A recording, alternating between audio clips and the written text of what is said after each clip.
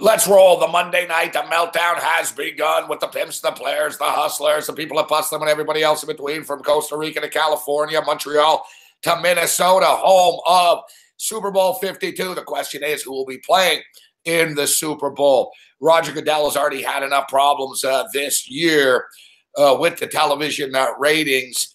Last thing he needs is a Philadelphia Eagle and Jacksonville Jaguar Super Bowl. Will that happen? Probably not. And I assume that the National Football League will make sure that that doesn't happen. Now, I think they're probably relatively indifferent as far as the NFC is concerned, although Minnesota is a better story. Either way, Case Keenum or Nick Foles will be the starting quarterback in Super Bowl 52. We've got a busy Monday night going on this evening, all things considering, actually. We got some big-time basketball, 85-85 right now, the Warriors and the Cavaliers. It was a three-ball fest, slowing down a little bit right now. We're on the Warriors and the over. We got college basketball. West Virginia flexing their muscles right now against the Kansas Jayhawks. Chris Paul returns to Los Angeles for the first time since he left the LA Clippers after a ton of years there. He says he's expecting to be booed this evening. So we've got a lot of stuff going on, man. So let's get right down to business, and let's bring in the professor, Dave Malinsky. You read him on a daily basis on the front page of SportsBookReview.com, where you should be going right now to choose a sports book if you haven't already, to take advantage of the bonuses and give SBR credit. Give us a thumbs up out of the gate right now for the free content, and make sure to read Dave Malinsky's column. Dave, always a pleasure. How you doing? Gabe, maybe more important than ever to be looking out for sports books this week and for the Super Bowl, because how much difference do you get from book to book on the props marketplace? So this is the time, guys. I know during a lot of the season, some bettors don't have time to really delve into the props, all that much. So they want books with, the best lines on sides, totals, and whatnot, best vig. This is the time because a lot of you guys that bet a half a dozen games every Sunday, you've got more money in your pocket than you know what to do with now. You've got a little recreational. If you want to start thinking props, get out there and shop around a little bit. Look for the menus. It's amazing. We can't anticipate early in the week what props are going to be there. It's amazing, Gabe, the menus we're seeing on game day right now. So if you're flexible out there in the market, there's a lot of money to be made. We've said it before, and a SBR approved book, uwager.eu, Dave. It's a great concept. So they have a prop builder. And, oftentimes, so you'll bet a prop and you'll say, man, I bet Derrick Henry over 58 yards and he ran for 140. Man, I should have got more money. Well, you can pick your spot, Dave. So if, whatever the prop is for a player, now they don't go down, they only go up. But whatever a prop for a player is, so let's say, Blake Bortles passing yards is 224, like it was this past week or so. I think it was 228 or something yesterday. And he ended up throwing for 360 or whatever it was. So, Dave, let's say you get ballsy. You're like, all right, the prop is 220. At UWager, you can hit plus, sort of an alternate point spread, so to speak. But on props, and, they probably give you about plus 400 that Blake Bortles is going to throw for more than 320 yards or whatever he ended up throwing for. Very, very cool concept that UWager came up with. Yeah, it's a way this week to get all sorts of handicapping dimensions into play because the dynamics are so unusual.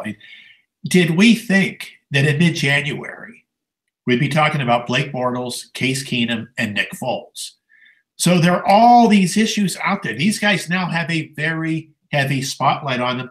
They also have good defensive coaches looking to get in their heads. And that's what's fascinating as this week unfolds.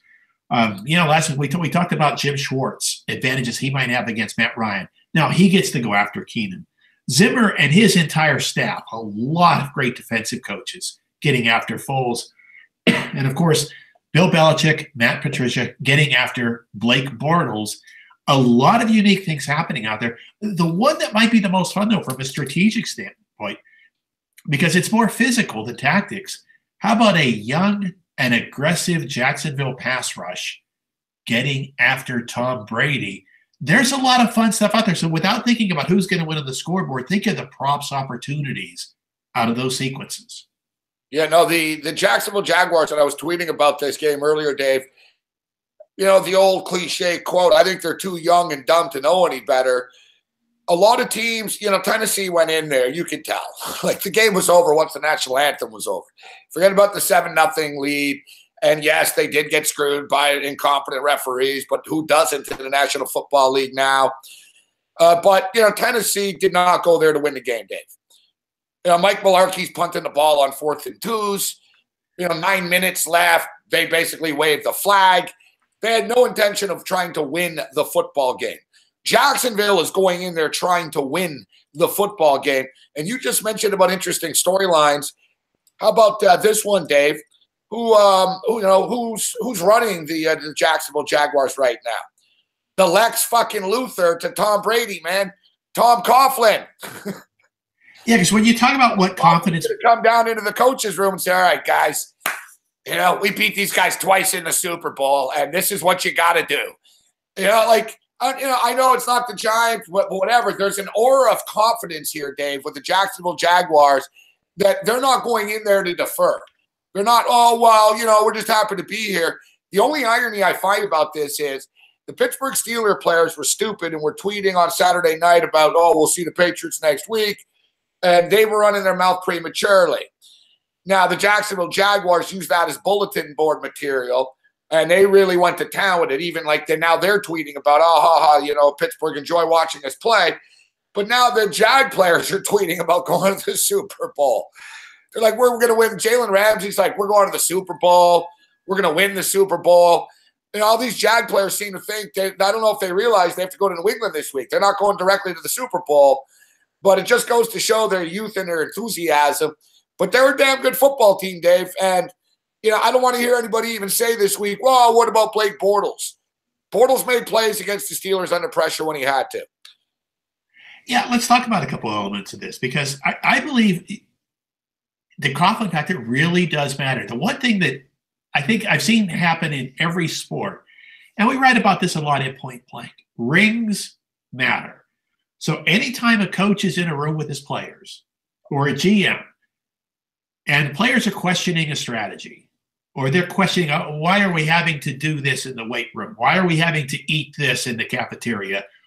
When you hold up a hand that has a championship ring on it, people listen because now they know, okay, I'm going to respect this guy because guess what? He has a ring and I don't. I think Coughlin will help them to relax. And, of course, what Coughlin's able to do is say, look, how did we beat the Patriots? Well, we knocked Tom Brady down. What is the best thing our defense does? We knock quarterbacks down. Let's go out there and get real aggressive. And the reason, of course, Jacksonville can get so aggressive, if both of your starting corners are going to the Pro Bowl, you can rush the passer. You're not that afraid of getting beat in coverage. New England has good wide receivers. They don't have great wide receivers. They don't have an Antonio Brown. They don't have the type of guys that are necessarily going to get separation against the Jacksonville corner. So that pass rush element will be there. I think you're right when you say the younger they are, the looser and more confident they can be. But, yeah, over the course of the week, expect to hear more about Tom Coughlin just holding up the ring, saying, guys, you can do this. You have as much talent as the giant teams are. In fact, Jacksonville might be more talented than the second of those giant teams. So that is going to make it a real interesting dynamic over the course of the week. But think about this from a Jacksonville standpoint. There's a football conference. First week of the playoffs, you scored 10 points. You gained 3.9 per play. You won the game. Second game of the playoffs, you allowed 42 points, 545 yards, 7.0 per play, and you won the game. This team has already been through some real awkward situations, so they're showing that there's a little bit of flexibility inside of their psyche. You know, Dave, you mentioned that the wide receivers for the New England Patriots, and Cooks is good. They're decent. They're good wide receivers. But, you know, Jacksonville obviously match up well with them. The problem will be Rob Gronkowski. That's always the issue. If you can take Gronkowski away from them, Brady's deep ball is not accurate. Brady is very, very, Chris Everett-ish. Remember Jim Everett? I think Everett got a bad rap, and I still think that Rome and Everett thing was staged, but that's another story. But Brady will throw the ball away if people get in his face. So really the security blanket for Brady really is Gronkowski over the middle of the field. Jacksonville, Gronkowski physically overmatches most teams. And it's intimidating. He's fucking big. And, once he gets going, he starts running people over. Once again, the Jags won't be intimidated by Gronkowski. And if they can go man-to-man with the wide receivers, I'll be interested to see whether they shadow Gronkowski. And I don't know why teams don't do it. Like, I think you have to do it. Like a cornerback type of deal, Dave. Like, you can't put a linebacker on him. He's that good. And I think Jacksonville can sort of sacrifice one guy and, sort of bring in an extra DB and say, all right, listen, we'll have our safety and we want you to fucking jam this motherfucker from step one. Have the manpower to do it, but it's easier said than done. That's the problem with Gronk, is it is so much easier said than done. The problem is it's so hard to put a corner or a safety on them because he will out-physical them.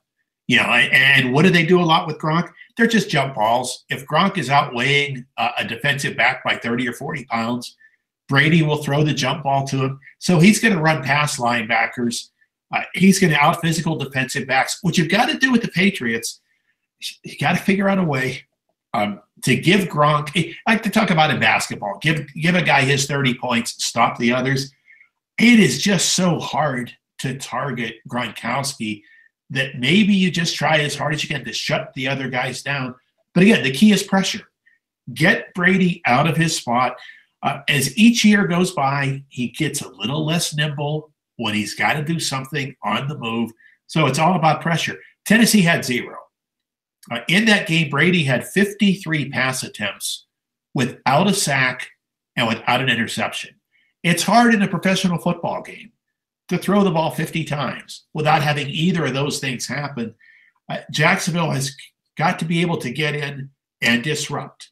That's going to be their key. On the flip side of that, though, and I know you're going to write about this, Dave, in tomorrow's column, in a recap, but the Pittsburgh Steelers did the exact same thing they did in the first game. They didn't establish the run. They fell behind. They were forced to throw the football. They played right into Jacksonville's hands again. And the one thing about Jacksonville, they'll over-pursue you. They're aggressive. Run on them. Right past them. They'll go right past you. And you can run like the teams like that. Jacksonville want to bully you. And the best way to beat a bully is to punch them right back in the mouth. So Jacksonville do not like it when you fucking man up and run right down their throat. But one thing that Belichick will do, a weakness, and Belichick doesn't want to get Brady killed here either, Dave. So I imagine that Belichick will try to establish the run against the Jags. Yeah, let's say one thing, though. In fairness to the Steelers, 42 points, 545 yards, 7 yards per play. That's pretty good production. Now, maybe we take the last touchdown away because Jacksonville gave them that out of the prevent. Even if you take that away, 35 points at 450 yards. So they were pretty productive. But you touch upon where the real fear is, though, in this matchup. Jacksonville getting schooled. The Patriots are so good at throwing the ball to their running backs, at changing tempos, draws, screens, all these little things to counter aggressiveness. That's why Brady gets a clean pocket so much. So they will turn a lot of the things Jacksonville does best against them. But if you're coaching the Jaguars, though, you don't want to tamp that aggressiveness down too much. You still have to be who you are, because if you play read and react, that's not what got you to where you are. So I do believe physically they can do things to get Brady off his spot, but mentally, Brady can toy with these teams, this type of team, an awful lot. So what does it come down to? It's down and distance. 3rd and 8, good for Jacksonville. 3rd and 4, bad. They've got to get Brady into the down and distance to take some of the strategy elements away. But don't be surprised if New England makes some big plays just by taking the Jaguars to school and getting them out of position. Dave Malinsky with us. You can read his column on the front page of SportsBook.review.com.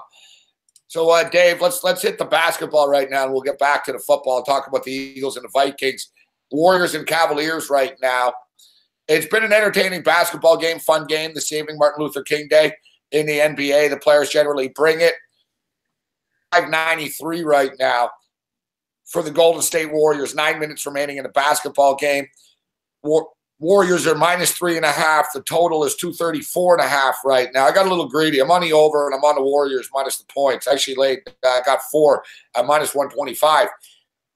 I got a little greedy with the in-game here, but they were flying up and down the court. It still could be a little explosion. The benches are on the court right now.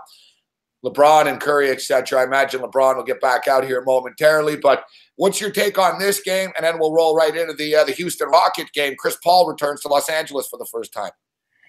Well, we're going to see some decisions that are going to have to be made by Tyronn Lue. This is going to be the first time since Isaiah Thomas came back they're going to be involved in an end game. So who's on the court? And one of the things that we've been joking about a little bit at point blank, but it's actually pretty serious now, Isaiah Thomas is up to 112 floor minutes without a steal. And it's one of the things we've written about a lot in the past, using real plus-minus defense or some of the other metrics that are out there. Several different sources have graded him as the worst defensive point guard in the NBA. Now, Boston had to have him on the court at the end of games because they needed his offense. What does Tyronn Lue do? And the reason why I focus on steals, that is the inexcusable part of Isaiah Thomas's game. He's quick. He's athletic. There's no excuse for him not getting out and getting into the passing lanes and figuring it out and making himself a defender. Larry Bird was a good steals guy. Larry Bird couldn't move. He couldn't guard you or me one-on-one. He said, you know what? Since I don't have athleticism, let me think. Let me work. Let me study the opponents, get into the passing lanes, and at least try to contribute something. Thomas just doesn't contribute anything. So not only watching for who's going to win tonight, but what is the rotation going to be? What's also got to be real disturbing for Lue, Cleveland shooting 49.4%, Golden State 44.9%, out shooting him by almost 5%, and you're still losing. So you can't have a better shooting advantage in this matchup pretty much than you've got, and you're losing the game anyway. But let's see what happens down the stretch in terms of player rotation. I'll tell you something I've been looking for and getting involved there for Houston Clippers, Chris Paul props. And when you look at this matchup, not only the intensity of him on the return, but DeAndre Jordan's not going to play. So Willie Reed starts in the middle, which means there's no rim protection. And Lou Williams and Milos Teodosic, they can't stay in front of Paul defensively anyway. So here's a game where Chris Paul's got a chance to dial up some numbers. I got some Paul props in pocket this evening. Chris Paul props right now, 25.5 points. Chris Paul total points, rebounds, and assists, 41.5. Chris Paul rebounds plus 6.5. Which of the props do you like the best, Dave? Do you like the points? Do you like the combined total points, rebounds, and assists? Do you like the rebounds? Which one do you like best?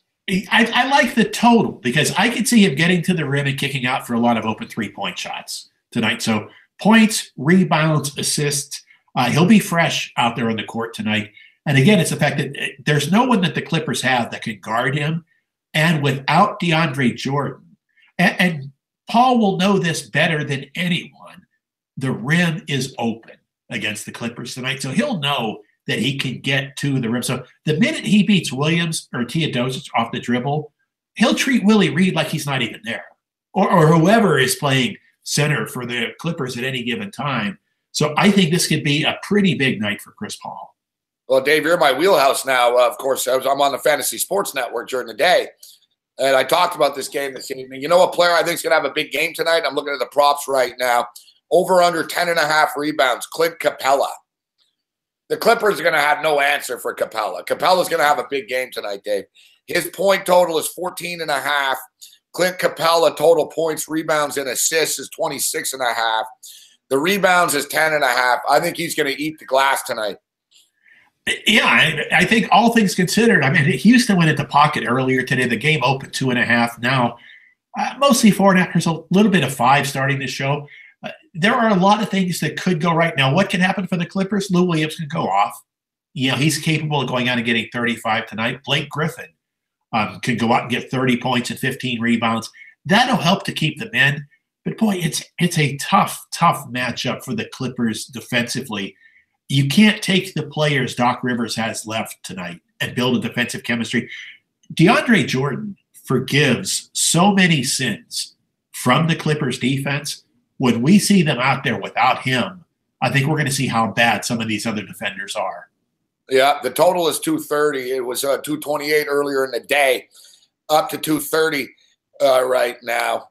It's 101.95, Dave. I'm on the Golden State Warriors. I keep waiting for them to pull away. Do you think they're going to pull away here? It's starting to look that way. Again, they've taken Cleveland's best punch. I thought Cleveland played a dynamic first half. That was the best half Cleveland's played probably all year, to be honest. The energy was really, really good. But now, what happens? You get into the fourth quarter. Barkley called it, Dave.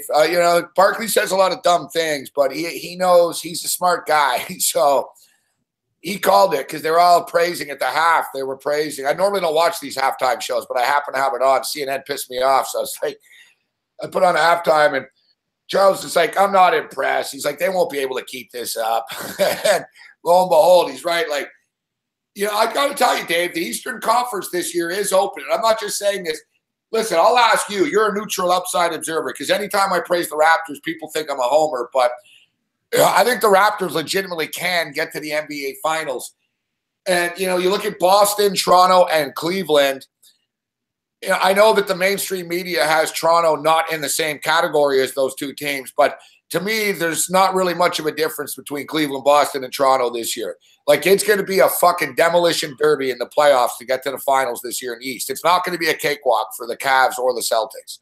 No, and here's where it's getting real serious for the Cavs. If they lose tonight, down 6 with 6.5 left, they're closer to 5th place than they are to 2nd. Now, if you're 3rd in the East, that means a likelihood of having to play back-to-back road series.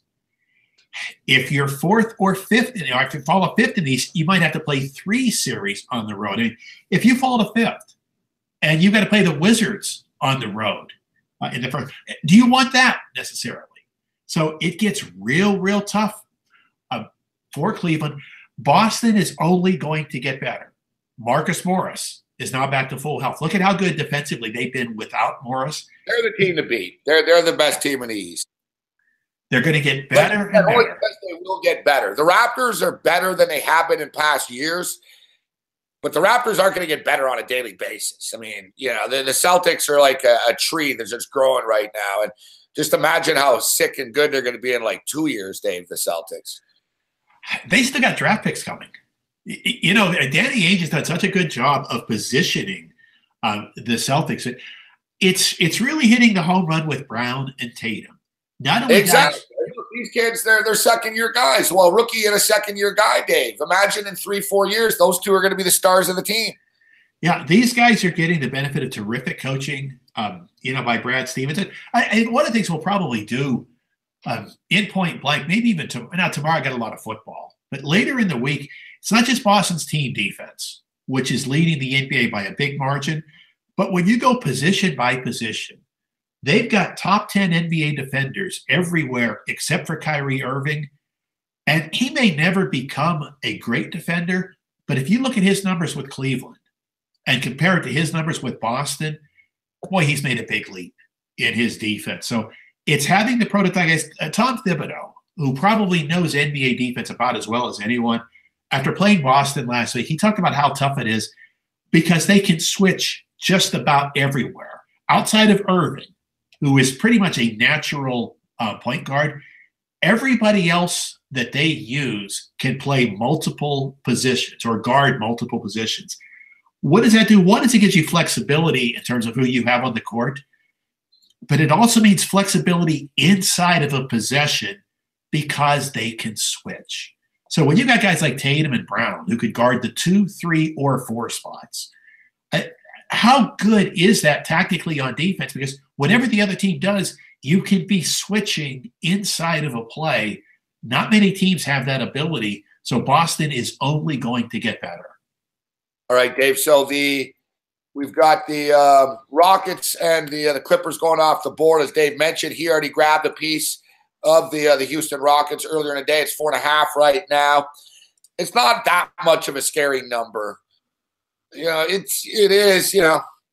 I would buy the half point. I just hate losing by a half point. So I would buy the half point down to -4. But I think the Rockets get it done in the return with Chris Paul. No Jordan, no Austin Rivers.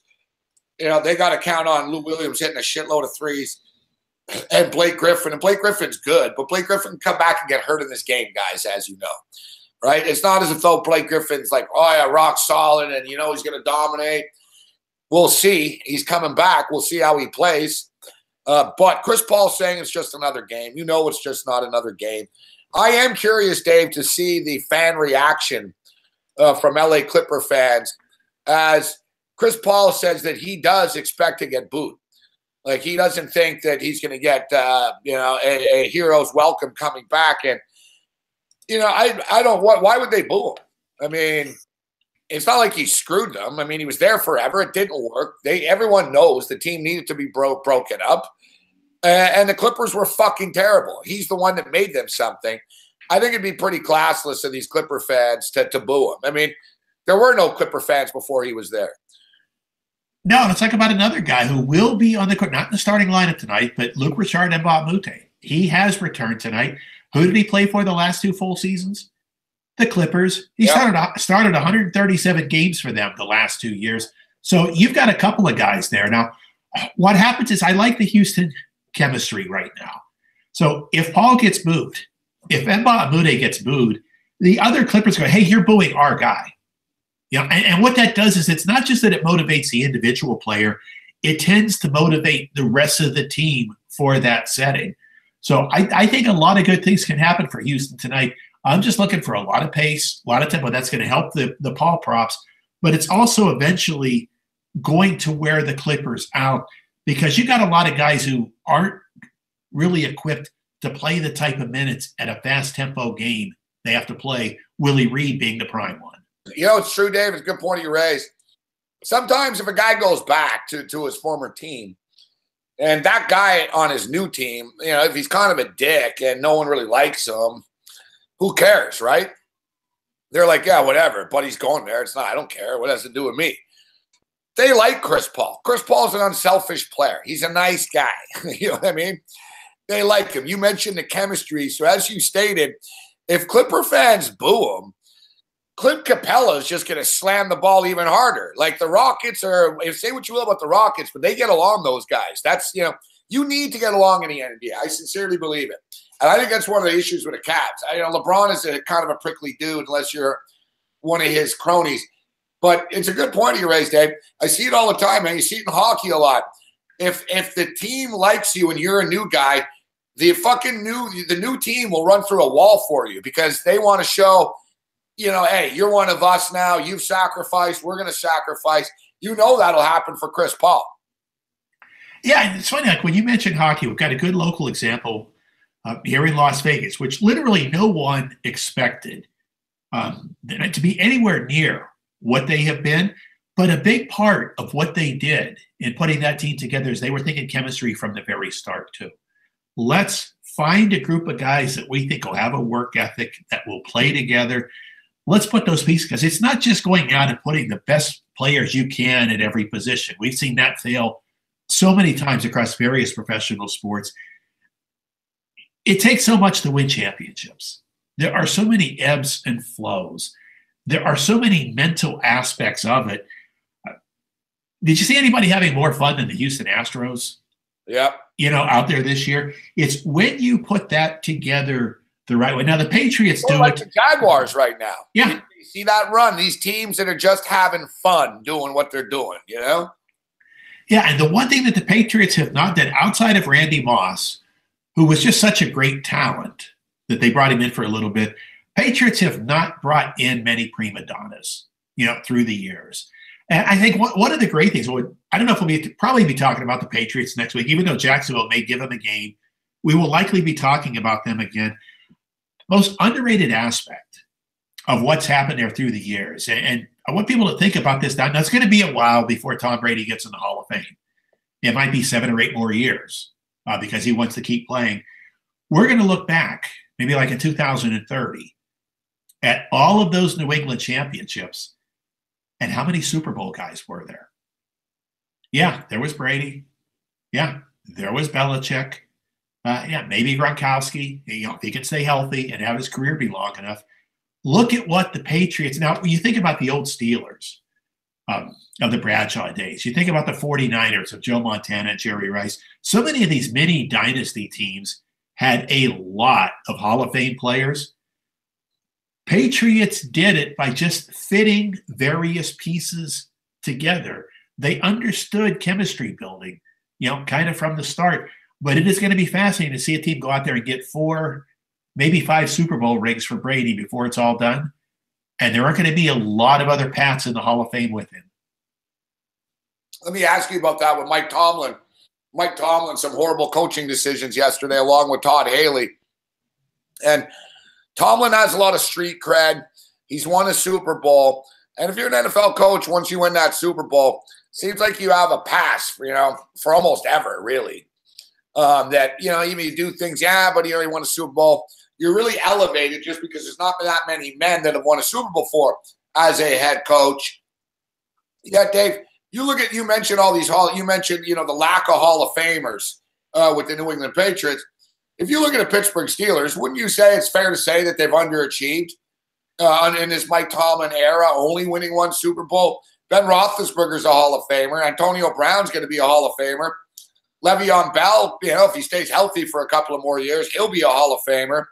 You go down the list of players, and Tomlin's been there for a while, and consistency as well. They haven't had players coming in and out. They haven't had, there hasn't been a ton of turmoil there or anything for him to deal with. If you actually look at it, I think they've underachieved the Pittsburgh Steelers. Yeah, it's one of the things you've got to do with them, and this is going to be one of the all-time great sports debates for later on, is if Brady didn't have Belichick or if Belichick didn't have Brady. Well, the one thing that you've got to do with Mike Tomlin is, of course, he's been joined at the hip with Ben Roethlisberger. So there's been an era. He has had his guy at quarterback all along. He's a 7-9 coach at best with Landry Jones. Yeah, so it makes you want. I mean, you've got another combination out there: Sean Payton and Drew Brees, Mike McCarthy. With the guys, Rodgers most of the way, and even before Rodgers, McCarthy has been loaded up pretty well. So when you get the quarterback and the head coach that are joined that way, sometimes it can be a little difficult to know where you really play the credit. But what about Phil Jackson? Phil Jackson only coached good players, right? He coached good players, but he did it at several different places. And what I liked about Phil Jackson is the good players respected him. Because what Phil Jackson was able to do, and this is what you have to be with super talented players, he could play psychologist. So he wasn't just the X's and O's guys. Phil Jackson knew a lot about how to manage egos. Something Tyronn Lue is not prepared for. As we say, this Golden State is now up double figures. Now, this is after Cleveland played one of the better first halves they could play. Total collapse in the fourth. 8 point four only. They are tired. They are gassed. We're not really going to find out if Isaiah Thomas would be on the court at the end of a close game, because once again, we're not going to have a close game. This is pretty deflating for Cleveland. They tried and they just hit a wall. You know what I mean? It's a basketball clinic right now. It's just gone to 14. It is when Nick Young is burying a 3 on your floor, Now, here's the problem, though, that LeBron is a very savvy guy. Some of these other guys are very savvy. You take this particular loss now in context. Do they wake up tomorrow morning saying, you know what? We're just not good enough. Even if we go out there and bust our gut. Look at LeBron, Dave. Sorry to cut you off there, but they show LeBron. He just looked very defeated. Just to look at his eyes and his face, he looks tired and defeated right now. And not the regular – you see him shake off regular season losses pretty easily, this guy. I mean, obviously, he has nothing to prove on a Monday night here in the middle of the season here in 2018, but you can just see it's wearing on him, Dave. He was frustrated in Toronto the other night. He started yelling at everyone on the bench. The Indiana game, they're fucking up the other night, big time, and they collapse. It's just constant collapses, Dave. And like they're giving it, they're trying. They're not mailing it in, and they're collapsing. He's getting frustrated. Yeah, those 2 road games last week at Minnesota and at Toronto, they were down more than 25 points in the first half each time. So it's not that they're just losing, but let's go back to today's point blank. Let's set the stage with them. Since Christmas Day, when they lost to Golden State, if we use PP1 points per 100 possessions, Sacramento has been the worst team in the NBA since Christmas. Who's number 29? Cleveland. Cleveland has been the second, not that they're underachieving, they've been the second worst team in net PP1, which I think is the best rating out there. Only Sacramento has played worse basketball. So if you believe you can win the championship, and I think LeBron James has woke up just about every morning believing that throughout his NBA career, what happens tomorrow morning now? After this time, not just losing, but the way they're losing, does tomorrow morning become the first time he wakes up and says, you know what? We can't win the championship this year. What happens the rest of the season? Do you see that same work ethic? Do you see the same competitive drive? Or do we see something a little bit different? Might this really implode? Not to mention his contract is up and he won't commit. And he's acting like he gets insulted if anyone brings it up. It's like, well, LeBron, you're the one that didn't re-sign. You've never said, everyone chill out, I'm not going anywhere. It's just red tape, we're going to sign a deal. He never said that. He could say that. And, the whole deal is, too, Kyrie Irving, when he left, LeBron felt betrayed. And like Kyrie said, what, am I supposed to stay here? And then what? And so you play your game and you leave? I'm stuck here? Like, LeBron's so selfish. Like, he's not a bad guy, Dave, but he really just thinks that he's above that, that everything's okay for him to do it. Kyrie should show loyalty and stay with Cleveland until LeBron doesn't show loyalty anymore, right? I mean, and word was out. Look, in the offseason, word was out. There wasn't people who wanted to go and sign there. NBA free agents said, they were all, no, man, we all know LeBron's leaving at the end of the year. And the question is, where does he go? And I think he goes to the team that's playing on TV in a few minutes, Dave, the Houston Rockets. I don't think he wants any part of that. I think ultimately he's going to go to the Houston Rockets. And then the question is, Dave, LeBron James, Chris Paul, and James Harden, can they beat the Warriors? Oh, gosh, would that be fun? Why can't we just do that now? I know you're right. Just skip it, fuck. Like you said, Cleveland's not doing it. LeBron just said, listen, trade me to Houston. I'm going there anyways. Yeah, let's just instead of waiting till June of 2019, well, actually be early June, that they'd be meeting in the Western Finals. Now, here's what I think LeBron's doing. I think the one thing I want to give him credit for, he's a pretty savvy businessman. And what he understands right now, he has about as much leverage as anyone in the history of professional sports has had, because not only in terms of if Cleveland wants him to stick around, but if it's going to be one of the LA teams, if it's going to be Houston, he has leverage to go out there and decide, okay, I will come and play for you, but here's what you have to do. I think he would find some place like Houston very appealing right now. Well, the tax situation's good in Houston, right? Yeah, I mean, the big thing for him in Houston. He could go to LA. He's got a place there already. I get it. He's a businessman. He can learn from Magic Johnson. He could build his brand. I get all that. But your brand's already pretty built, and you're already filthy rich. I get it. He wants to take it to a next level, but your pizza place already is. The Blaze Pizza's already taken off. And if you want to win, and LeBron is a competitive person, if he wants to win, and I see people in the chat, and I know that people say LeBron's scared to go out west. I don't think at this stage of his career he is. And I think he would have fun. Guys got to understand, too. LeBron's not close with a lot of people in the NBA. All right? He's a mega guy. So LeBron's not going to listen to people. He's not. And if you notice, there's not a lot of people that are jumping through walls to play for him and play with him. But he is good friends with Chris Paul. and he is buddies with Harden. You know, him and Harden get along. There's not friction and stuff. It's a good fit. And they've talked about this in the past. Wouldn't it be cool if and it actually comes to pass? And even though Harden's a scorer, Dave, guy by nature, so he won't be like, oh, I don't want to do this because I'm not going to put up 50 points a game. I think they do it, Dave. And then you throw in the tax situation, and don't forget the CBA is changing in the NBA. The salary cap's going way up. LeBron and Durant keep doing these short deals, not because they're heroes. They know they're going to make a shitload of more money. So if LeBron is legitimately getting $1 million a year, look, Chris Paul got 50. So I know it sounds crazy, guys, but let's say LeBron gets $70 to $75 million a year to play for the Rockets. The no income tax in Texas makes a fucking difference, Dave. That's a lot of money, man. It makes a difference. So what's there not to like? You know, you're on a good team. It's a multicultural city. LeBron likes that. He's a, LeBron's a guy. Houston's not a redneck city. If people think, oh, it's Texas, it's not. Like, you know, like the guy on that TV show said, I forget the name of the show, the fucking Big Bang Theory. He's from Houston. Said, I see more horses in New York City than I see in Houston. I've been to Houston. Houston's not like a cowtown redneck city.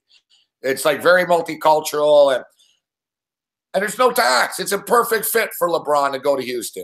Well, where it's really a perfect fit, and I think this is the one thing, we talk about what's LeBron going to feel like when he gets out of bed tomorrow morning, because this is going to be almost a 40-minute game for him.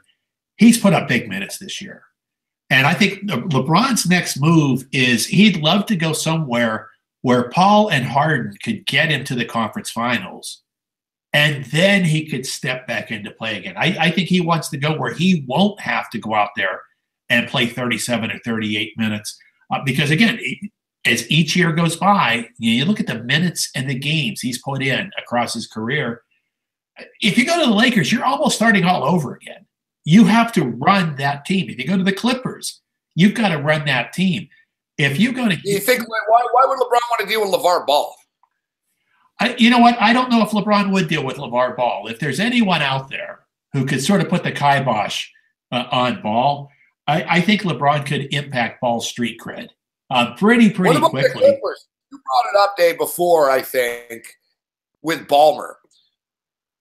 Mix, right? Ballmer's got money, man, like real money. He doesn't care about luxury taxes. Up, Dave, to me before. Ballmer could tell LeBron, listen, I'll give you fucking 20% of the team when you retire. Like, what do you want? How do you want to do this? You want to make money? I started Microsoft. You know, how do you want to do this? Like, Ballmer language to LeBron would listen to, Dave, being a billionaire. You know what I mean? Basketball standpoint, LeBron can't make the Clippers win. I have to make the Rockets win. He goes there. There's Harden. Harden's still the scorer, like LeBron. But the question is, then you get into an X and O standpoint. LeBron's used to the ball in his hands. Harden's used to the ball in his hands. And Paul is used to the ball in his hands. Yeah, I think the problem with the Clippers is, again, we talk about leverage. LeBron would say, okay, I will come, but who else is going to be there? Clippers would have to go out and get a point guard. They would need somebody to – if Chris Paul was still with the Clippers, that would be a good fit. But the Clippers would have to go out and get additional pieces. It wouldn't be just LeBron. Same thing with the Lakers. The Lakers wouldn't even be close. They'd be years away because of the youth of some of their players from going out there and competing. So Houston – the Spurs are a nice one too, Dave. The Spurs are a nice fit for LeBron, I thought, too. And look, LeBron and Popovich really like each other. They both hate Trump. So another similar situation with the tax. I mean, what do you think of that? Kawhi Leonard, LaMarcus Aldridge, LeBron James. It does, the Spurs, and, you never really know, Dave, as far as rumors are concerned and stuff. But from what I've heard from LeBron's inner circle is both Texas teams are on the table. Well, there's also a third, except I don't think the Mavericks are going to be in a position to compete anytime soon. But no, San Antonio would be interesting because LeBron would fit with the Popovich style of basketball so much better than with Houston. A chance to work with a guy like Kawhi Leonard, no one wants to turn that down.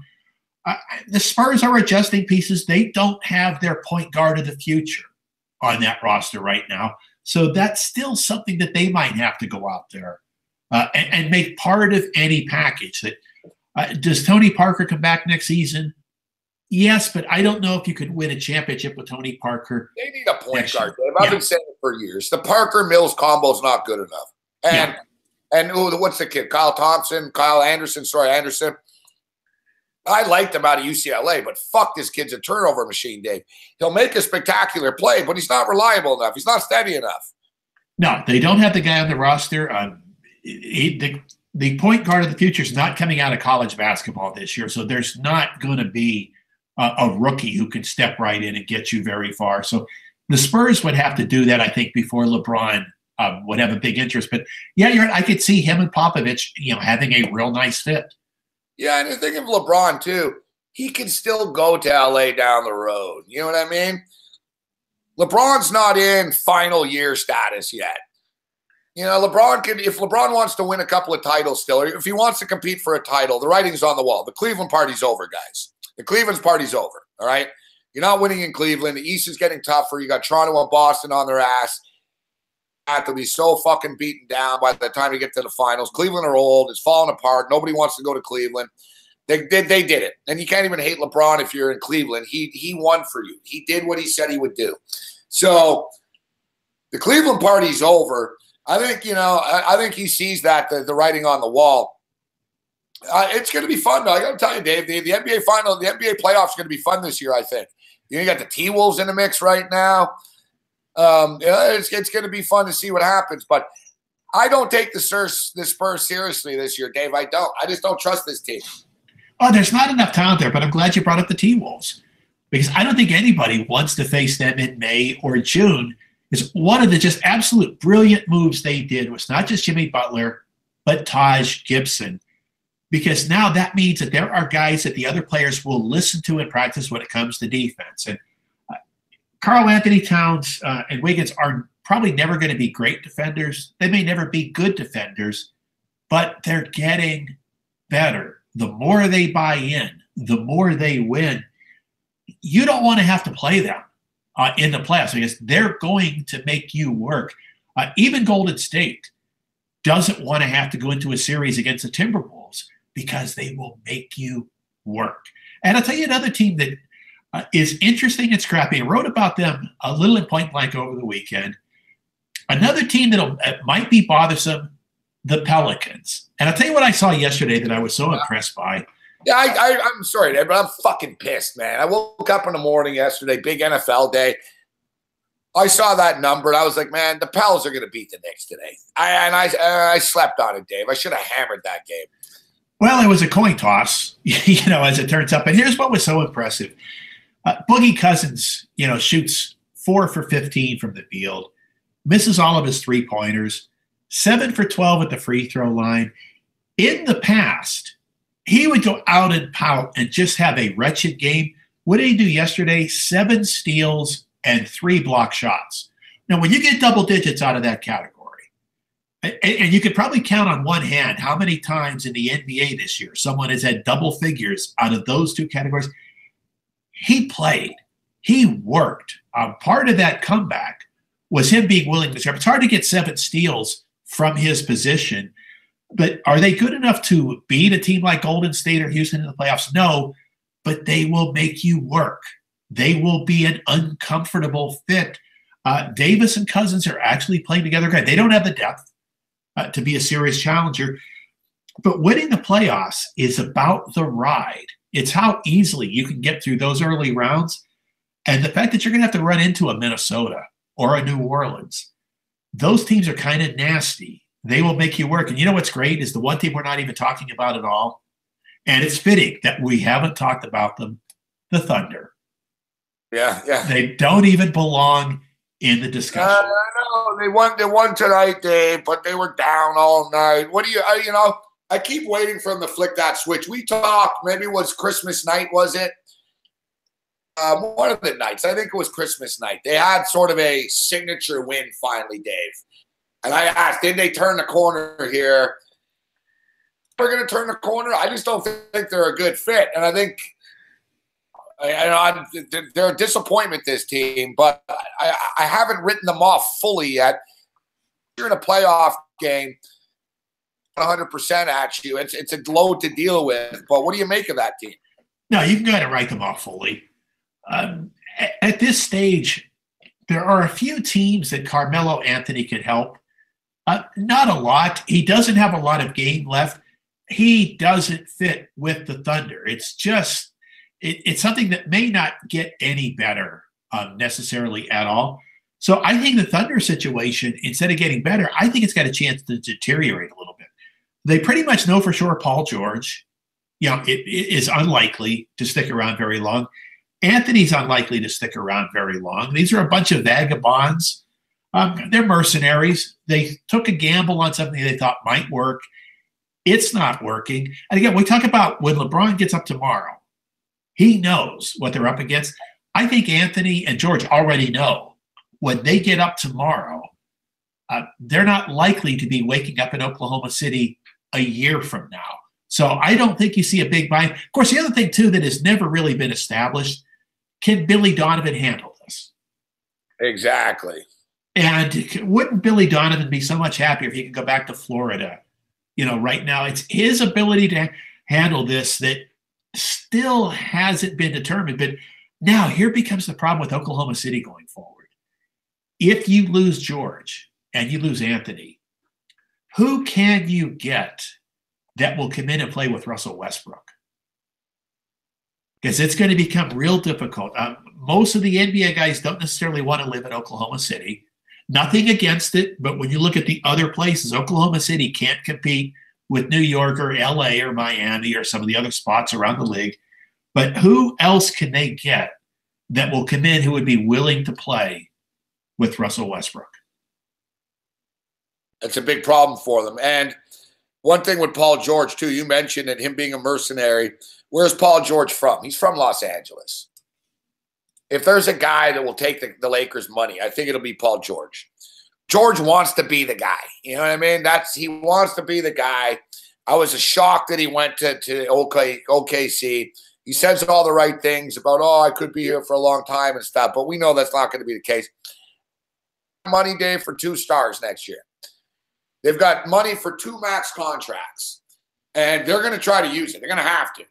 So it'll be interesting, but you can't get a point guard if you got Lonzo Ball is your point guard of the equation. Like, Westbrook's not going to the Lakers. LeBron James not going to the Lakers. So I think Paul George probably ends up with the Lakers there. It'll be interesting to see. But, Dave, we can't keep you all night. I know that. We already talked about the I see somebody asked in the chat, I think it was Cody or Sean, if we talked about football. We talked about the Jags and the Patriots off the top, but we did not talk about the Eagles and the Vikings. Opened up at 3.5 last night, Dave. I'm seeing 3s right now, and pretty low total. I mean, this isn't quite the old days. What was the total, Dave, in that Bears-Giants game in the cold in the playoffs? Was it 28.5? No, I thought that was like a 32, 32.5. I've never seen anything lower than 31 in my lifetime. Yeah, because that's off the top of my head. I'm like, that's the lowest total I remember. I think you're right. I think it might have been 31.5, 32. But I was thinking, was it fucking 29? Did it actually get under the 30 mark? For the record, I think that game finished 6-0. So pretty low total at 38. Not often you see in the modern NFL a total of 38, Dave. Well, you've got 2 of the best defenses in the NFL, and you've got Case Keenum and Nick Foles. And that pretty much explains it right there. One of the keys are these aren't just talented defenses. They're well coached. They are so fundamentally sound. So you're not going to make big plays against them unless they make a mistake. They don't make mistakes. If Case Keenum doesn't get a mistake made by the others, what Minnesota did is they took advantage of weaknesses.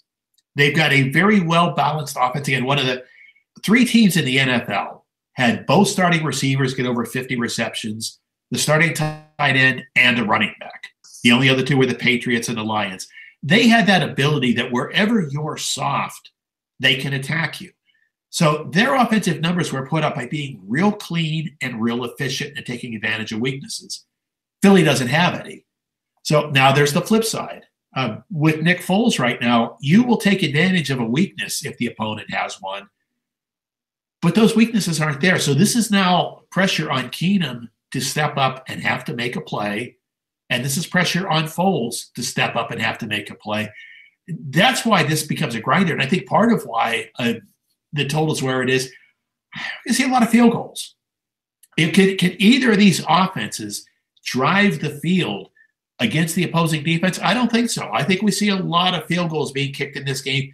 And I think both coaches will be conservative because if it's Keenum and Foles, you're going to try to force the other guy to make the first mistake, and you're just going to try to avoid making it yourself. Yeah, speaking of props, Dave, most sports books, any good sports book will have a field goal prop, total field goals made in the game, over 2.5, over 3.5, etc. Interesting, weather should not be a factor in this football game either, Dave, which I think Minnesota catches a little bit of a break with. We saw Atlanta Falcons became the latest team to fall victim to this. Dome teams are 4-24 in the playoffs when the temperature is 35 degrees or lower. Pretty balmy, Dave, although you can never lock in a weather report 5 days before, but 5 degrees, 53 degrees on Sunday in Philadelphia. It's looking warm. The big key will be the wind because Case Keenum doesn't have a cannon arm. He thinks the game very well. Probably one of the better decision makers in it. But what's held him back throughout his career, he doesn't have that big arm. So if it's windy, now Foles doesn't have the real dynamic arm either. So I think this total will probably trickle up a little bit. Some of the guys who bet under early, it's like the guys who were taking New England under 47. You will have people that will take a lead off of a key number early in the week if there's weather. 38.5 was a key number for an under better to buy. So was the 47 in New England. Those are guys just taking a lead. I think this total's got a chance, 38.5, maybe 39 by kickoff. But I don't see a lot of easy offensive points in this game. I see a lot of methodical drives and offenses having to work hard for whatever they get because the defenses are just so sound. Now, maybe our boy Stucci, MVP Sports in the chat would know. He was at the IFBC. We met him, Dave. Great guy. He lives in Minnesota, big Viking fan. And maybe Dave, do the Vikings practice outside or they have like a bubble dome type thing? They've got an outdoor facility that they can use. They don't use it a lot, but they do have an outdoor facility. I'm always fascinated by that. These cold weather teams cold city teams that play in a dome that can't play outdoors. You know what I mean? Like Detroit and Minnesota before in the old days. I'm like, guys, I don't care if you play in a fucking dome. Practice outside during the week. You'll get accustomed to the cold. But it's funny, like the Buffalo Bills, who are a big cold weather team, the Bills don't practice outside. They practice in a dome when it's cold out. Yeah, it's where you can be the most effective. In some ways, they say, well, if you practice in the cold, that helps prepare you for the game. Not if your practice isn't effective. Yeah. And there's a big difference when you're playing in a game in the cold. Once you get out and start hitting, and there's a lot of contact, you're okay. It was cold in Jacksonville, Pittsburgh. Once the guys started hitting, they were okay. You don't hit in practice. Practice, there's a lot of standing without contact. There's a lot of drill work. It's hard sometimes to run an effective practice. I tell you, we've got an NCAA Final Four type of finisher, Kansas, West Virginia. Kansas has rallied from down double figures. Holy crap, you're right, Dave. Yeah. The Jayhawks have come all the way back. They have rallied from down double figures, showing a lot of toughness and a lot of intensity. A team that doesn't usually come back when they're down, to be honest with you. It's what Bill Self had complained about with this team. Is he said, I've got a lot of good players. I have a lot of nice players. He said, I don't have that guy. For balls right now. Look at them diving for balls and stuff right now, though. They're trying to prove themselves now to Self. That's what happens when you're up against a physical team. Is you counter or you go home. They've countered tonight. I think this is a big, big step up for them because they've got the shooters, they've got the ball handlers. It's where they going to have the toughness, and that's what Self himself had questioned about them. They're showing some of that toughness tonight. This team has grown up a lot over the last couple of weeks. You know what? I know you're on the Mountaineers. I couldn't tell you day before because I was down before and I was mad, but I'm on Kansas here. No, I got a little piece early. This number opened at 4.5, went up to 7, then pulled back down to 5.5, 6 towards the end. The difference out here is what I do is it's not who I'm on, it's what price I'm on them at. Yeah, you got the numbers. It is such a numbers game that we get involved in.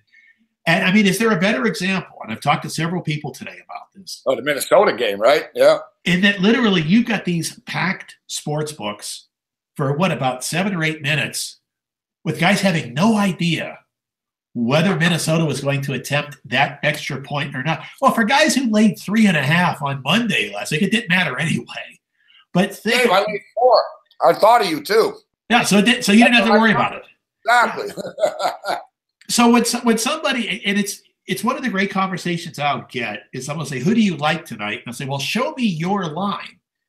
Because who I like based on the line you have may be different than who. So do you like West Virginia tonight? Well, at what price?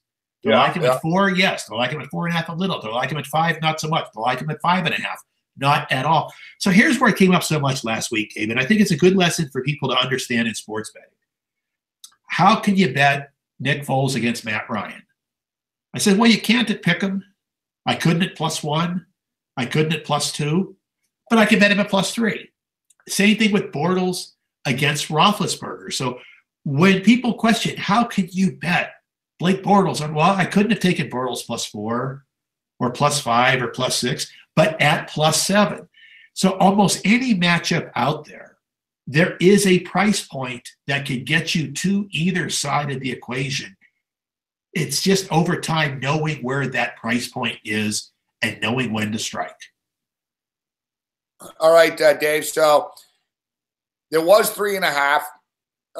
We'll quickly just wrap up the football talk, and I want to ask you about that parlay that's out there and the head situation. So it's 3.5 down to 3 right now. Terrible in the first half, but he got streaky. But you're not playing the Atlanta Falcons now. Defense, you're playing a more aggressive offense, a more physical team, etc. But Foles has shown he's capable in streaks. I think Keenum's the better quarterback, but they're going on the road here. I didn't like the number last week with Atlanta. You know, I thought the game should be a pick-em. I don't really love the number here, but at 3, I do think the Minnesota Vikings are the better football team, Dave. But I'll tell you what, there's a lot of trends, and I'm not locking any pick in right now, guys. It's Monday night. I won't ask Dave for a pick either, but there's a lot of trends in Philadelphia's ledger again, Dave, like there was last week. I mean, the NFC's been dominant with the seeds. It's unbelievable. Since 1980, the 1 seed in the NFC is 28-12 straight up. And something that people don't really talk about, the fact is, Dave, Doug Peterson, since he's been head coach in 2 years, he's 14-3 straight up. 14-3 straight up at home is pretty impressive. There isn't really a weakness outside of Foles himself. There isn't a weakness that can be exploited. And again, Minnesota has good talent, not great talent.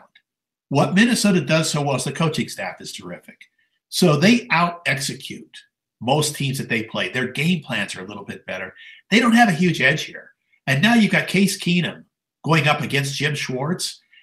Wrote about Schwartz a lot in last week's Point Blank. He doesn't get a lot of credit across the sports media because when he was a head coach at Detroit, he went 29-50. But over the last 10 years, he's been a defensive coordinator with 3 different teams, total of 5 seasons, top 5 defense every single time. Here's the problem with Case Keenum, and that's why if they don't get the miracle on the final play, Keenum in the third quarter almost gave the entire Minnesota season away on 2 consecutive plays. We'll take you back to it. 17-0, middle of the third quarter. Third down at the New Orleans 30-yard line. What does every quarterback know instinctively? Third down at the 30, don't lose field goal range. They took a 10-yard sack. They lose a potential 3 points. His very next play on the field, he throws one of the worst interceptions you'll ever see in a playoff game. Instead of that game going to 20-0, those 2 Keenum mistakes got it back to 17-14 that quickly.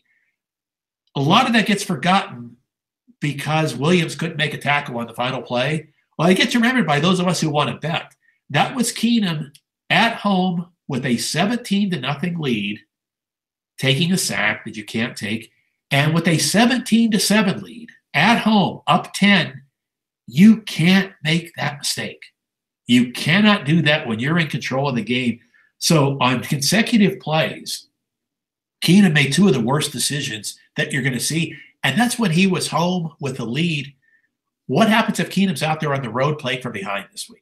What happens if that pressure builds just a little bit more? So I'm not as thrilled with Keenum as a lot of other people are. The flaws yesterday outweighed. What at the end was just a lucky play. It worked out for them. It will statistically go down into the record books forever as a great play by Keenum. No, it's just one of those football things that worked out for them. And the Kansas Jayhawks are up 69-66 with 15 seconds remaining. West Virginia had possession, took a three, missed the three.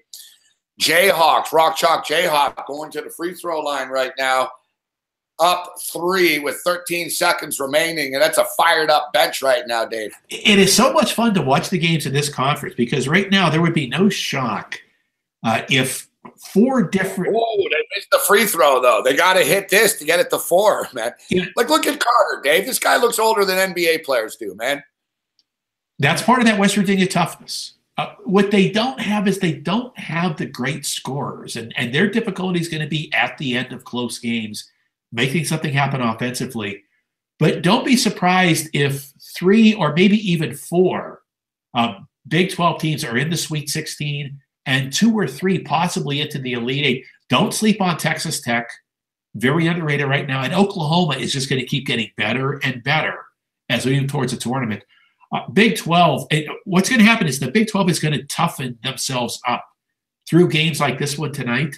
This is going to be a conference to watch at tournament time because they're going to be so better prepared. I tell you, Dave, Kansas plays like this, they're going to be a dangerous team come tournament time, man. Kansas, West Virginia, Texas Tech, and Oklahoma could all be Elite 8 teams. They all have all the various components that you need to be able to advance. Big win. The Kansas comes all the way back. 71-66. Here's a Hail Mary 3. 71-66. Game stays way under the number. I didn't touch the total. I stayed away from the total, but I did take the Jayhawks plus 5.5/6. Boom, needed that nice comeback. That was right, big for them. I think it was 55-42, so that would have been a 29-11 closeout. That's, again, when Self talks about the mental toughness, this is his ability now to go into the locker room and say, this is what I want to see from you guys. Now you know what you have to do to get to that next level. You dive on the floor and get those loose balls. When they lost earlier in the year to Arizona State and Texas Tech and a few others, they lost by getting out-scrapped and getting outworked. Now he could say, you guys know, this is what you've got to do over the next 2 months if we're going to be somebody. That's a big one for Bill Self and his team. All right, Dave. So, man, love talking sports with you, but we'll talk again tomorrow in about 13 hours time or so. But you mentioned a parlay, and I don't know if you wrote about this, but you mentioned a parlay, very interesting parlay, a parlay that I'm a little bit jealous of right now, but a parlay that, man, you need the patience of I don't know, man, you need patience, like a fucking Alfred Hitchcock. He was pretty patient running his script. Looking for somebody. But so the parlay is, Dave, tell people about the parlay. Okay, there's an actual photo of this in the Point Blank thread. So if you go and read the Monday edition, it's in page 2 of the thread. Here's a guy, he put up $27.45 Canadian. Put up $27.45 on a 3-item parlay. Sergio Garcia to win last year's Masters outright, which he cashed. Alabama to win the national championship, which he cashed. New England to win the Super Bowl. Now his stake, $27.45, will pay $41,037. Let's just say $41,000. Wow. The Sportsbook will offer him right now a cash out $18,239. So we put it in point blank and said, okay, guys, what do you do if you're in this guy's position? Do you take the cash out right now? Do you let it ride one more game, hoping the Patriots can beat the Jaguars, then see what the cash out is next week, or maybe be able to hedge the Super Bowl? Now, here's the problem in terms of Super Bowl hedging. Let's say you get through this and you've got 41,000 riding on the Super Bowl. And somebody says, well, you could hedge 20,000. A guy who bet $27.45 on a parlay probably doesn't have 20 grand that he can go out and hedge. He probably is not in the position to do that. But this is fun. So this is for people to think about, because there's two things to this. And it comes up a lot in point blank. There's hedging from a gambling standpoint. And you get into the math and the particulars of what's smart or what's optimal. But there's also hedging from a lifestyle standpoint. And for a lot of people, the guaranteed 18,000 is it could be a lifestyle changer and not just a gambling decision.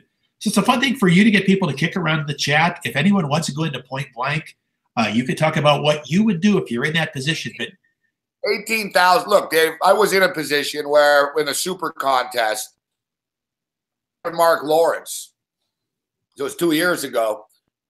So our position was, we knew basically it was the last Sunday nighter of the year, Dave, and we knew if the Green Bay Packers won and covered, we'd finish in a tie for fourth place. If they didn't, we'd finish eighth place. Fourth place was $104,000. Eighth place was like 55. Except we didn't know the exact numbers to be, you know what I mean? We didn't know exact, but we sort of knew ballpark. So essentially, we had a $55,000 hedge opportunity, Dave, going in. You know, so I was like, all right, we're guaranteed 55. Sorry, it was actually the Vikings, fuck of all fucking teams, Teddy Bridgewater. They beat the Packers too. We lost. I didn't hedge. I hedged like $1,200, I think. And somebody called me because they knew my situation. And they told me, listen, I'll take $5,000 if you want. Dump 5K of this game. Because like you said, Dave, if you're just some guy in fucking butt-fuck nowhere, how the hell you don't have some bookie? You don't have how are you gonna hedge? You know what I mean? You don't have this, you don't have that. So I know people. So I had one guy offer me a $5,000 hedge, and I had another guy offer me a $3,000 hedge. Okay. And, you know, Dave, I got to tell you, we didn't put ourselves in a position to get into that spot by being a fucking pussy and hedging. So I put my foot down. I said, no hedge. Like, hedging's for gardeners. Down, whatever. You know, I wasn't, and there were partners involved too. So, you know, whatever, man. I might have screwed myself for about $3,000 or $5,000. Like, I came close to putting $5,000 on the other side. I didn't. But ultimately, if I was this guy, I would do the same thing. I didn't take the 18,000. It's not enough. But since you only put 27 on it, and you're in a nice situation with a hedge this week, just a little bit of insurance at plus 300, Dave. Man, you put $300, you're getting $1,000 back, and you still made money. You know, I would put like 500 or something on the Jags if I was this guy, or $1,000 on the Jags. If it was me, I'd put 1,000 on the Jags, so at least get $3K back. Going into the Super Bowl for the 41K. If the Patriots win this week, they'll probably offer them about 24,000 or 28,000. Then I maybe would take it. Now, this is where it comes into play, Dave. You know, advanced numbers right now, and I think they'll move, but you can bet these numbers right now. The New England Patriots are 6.5-point favorites right now over the Philadelphia Eagles in the Super Bowl. And the Vikings and the Patriots are listed as a pick-em right now, with one place having the Patriots at -1. The point spread, though, in the Patriots game would go up to Pats -3, like we talked about, Dave, in Minnesota, even though it's against the Vikings. So those are your hedge spots. So if you're going to hedge, you have to know what the potential numbers would be. And those are what the potential numbers will be in the Super Bowl, Dave. Yeah, I see Cantor Gaming, in fact, here in Nevada already has New England 3 as a bettable prop against the Vikings, and they're using 7 against the Eagles. But so it's what position is he in? What are his options? But at least right now, from getting Sergio and Alabama in, that 2-teamer would allow him to turn $27 into a little over $18,000. So he has accomplished something. What I like, though, is he's working with a sports book, and you could see this in the Point Blank thread, that specifically has made him an offer. Well, no, we know the place. Yeah. It's the place. They have cash outs. I don't think they pay us at this place, so we won't mention it. But yeah, Dave, we deal with the cash out fucking thing every night. It's a nightmare, Dave. Yeah. Sometimes you wish it wasn't there. Like, it really fucks with your head, this cash out stuff. But I wouldn't take it for the 18K, Dave. Too soon to take it now. Yeah, I would be inclined to believe that even if Jacksonville does a lot of things right this week, winning the game is asking an awful lot. There's just something about the adjustments that we know the Patriots can make as a game flows. Until they gave up the backdoor touchdown to Tennessee, if you look at the Patriots' second half performances in the playoffs last year, and for most of the second half against Tennessee, they've just been so dynamite. So, maybe you take 9.5 or 10, take the points instead, hoping to get the game to land, get the Patriots to win by 4, 6, 7, build a little additional capital in there. But you almost hate to tell the guy that your decision might get even tougher after this game than it is going into it, because this is your last chance. You only bet $27, but like you said, if you bet $27, I don't know. We don't know his situation, but it's all relative, Dave. Like you said, man. And let's say right now, Dave, you're living in Flint, Michigan. $18,000 in Flint, Michigan. You're set for the next 20 fucking years. I'm exaggerating, but it's all relative, Dave. Right? I mean, $18,000 is life-changing money to some people. It really can be. So this is something we thought we'd throw out there, and I hope that everybody listening, I hope all of you are in this position sometime. Yeah, hope that you get yourself positioned so that there's the opportunity at the big score. Nothing can go terribly wrong, because you know what? Even if you lose, from the time Sergio puts on the green jacket all the way through the college season, sweating Alabama to even make the playoffs after the Auburn loss, look at how much fun. The entertainment value that he has gotten out of this. Yeah, I bet you, Dave, the guy had money on Garcia separately than the parlay, too. Cashed a bet on Alabama as well in the game, etc. Right? I mean, it's $18,000. I don't know. I'd like to speak to the guy. He'd be interesting, a guy to interview, only in the sense just to find out what his deal is. I mean, this. We'll wrap it up, Dave, because we and I can talk all night, but you know this as well as I do, Dave, and you've gambled a long time. And I've had money. I've had $5,000 on games before, Dave, and fallen asleep during the game. You know what I mean? Like, there was, so not nervous enough that I literally would doze off, take a nap, go to the store, just another night at the office. I've had $15,000 on games where I've been partying and watching the game and whatever, but no life and death type of feeling. And Dave, I've had $50 parlays that pay $122 back, and I was fucking mad as hell, man, because I needed the money. Montreal, years ago when you were in Montreal and you and I went to the casino and the racetrack and we bet the ticket, that mattered to me. Like, what if I would have won a $300 ticket, that buys groceries. That's real money, Dave. It's all relative. People don't realize that. Like, I'm never one of these guys who looks down on the amount of a guy's bet, man. Especially living in Vegas, dude. You see it, fuck. Sometimes a guy in Vegas, man, he needs to win that $300 bet more so than some jackass with $18,000 on the game. Yeah, so that's the part we do not have any access to. And if I did, I don't think I would make it part of the story anyway, because I want each listener and each point blank reader to think, no, what if it's you? So don't think about any other circumstances. If it's you tomorrow, what matters more? The guaranteed 18,000 or the shot at 41? Yeah, and it's fucking easier too when it's actually not the money at stake, right? It's a lot easier. Oh, I would do this and I would do that. Yeah, but when you're the one with the money, it's different. And like we said, guys, the biggest key to this, guys, is what's his situation? Does he know bookies? Is he connected? Does he have money? Does he have a credit card? Can he fucking take max out 10K on a credit card and hedge this if he wanted to? Or is he handcuffed? Is he a guy that fucking bets $50 a game and he can't hedge it? There's a lot of different scenarios that we don't know about it. Yeah, because it used to be the rule of thumb out here in Nevada is as long as you had the ticket in your pocket, there were some parking lots, where you could negotiate this stuff out. And we've helped facilitate some of those deals over time. Okay, there'd be a guy offering better than the 28. I'll buy your ticket.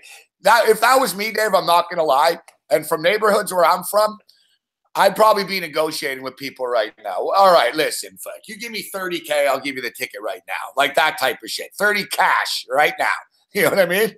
Yeah, because what's real common in Vegas, because a lot of guys are consistently betting more money than they should. So their fluctuation is real tight.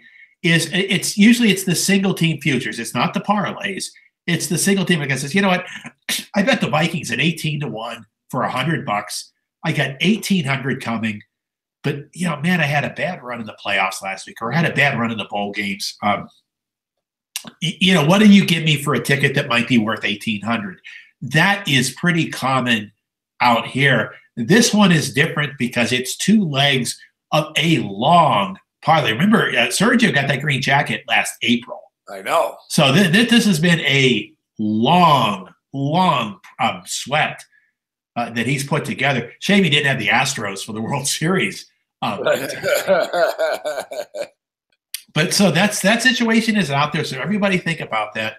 Do you want to pick up $18,000 tomorrow, or do you want to consider picking up $41,000 if the Patriots win the Super Bowl?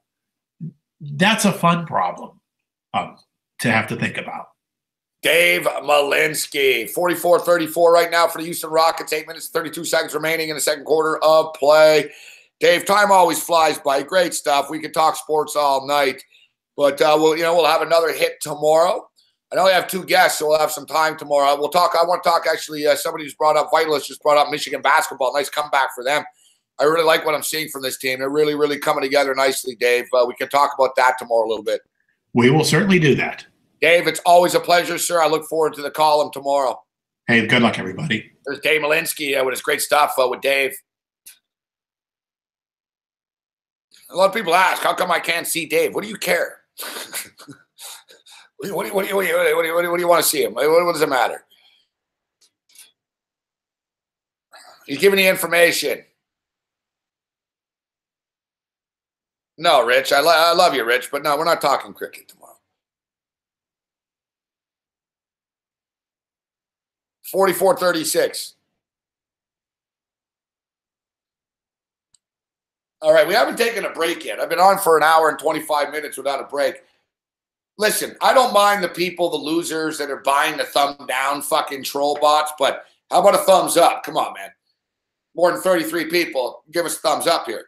I personally don't care, but SBR likes the thumbs up shit. They like the thumbs down too, because it looks like there's a lot of people here. But click the thumbs up button.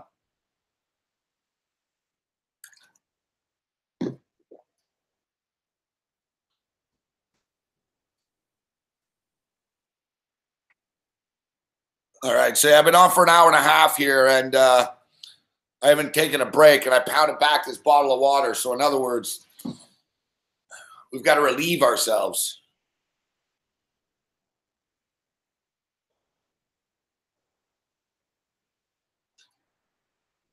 What Jim Rome? I don't know, Jim Rome story?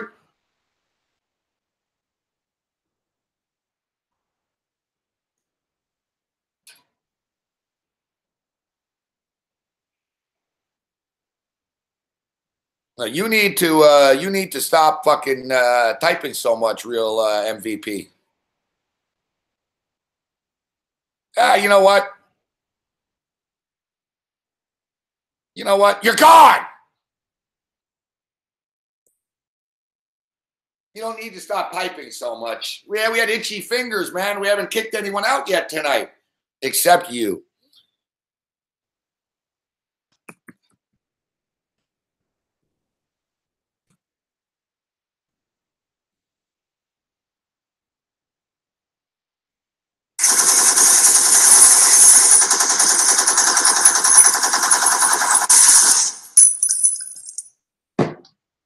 Get the fuck out of here.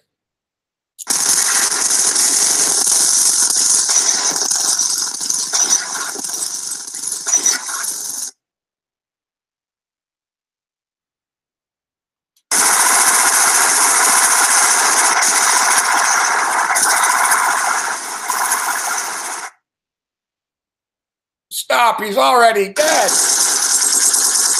He's stealing all the burglars. He's stealing all the burgers. All right, we'll take a break. Should I just leave the sound of machine guns going for the entire break?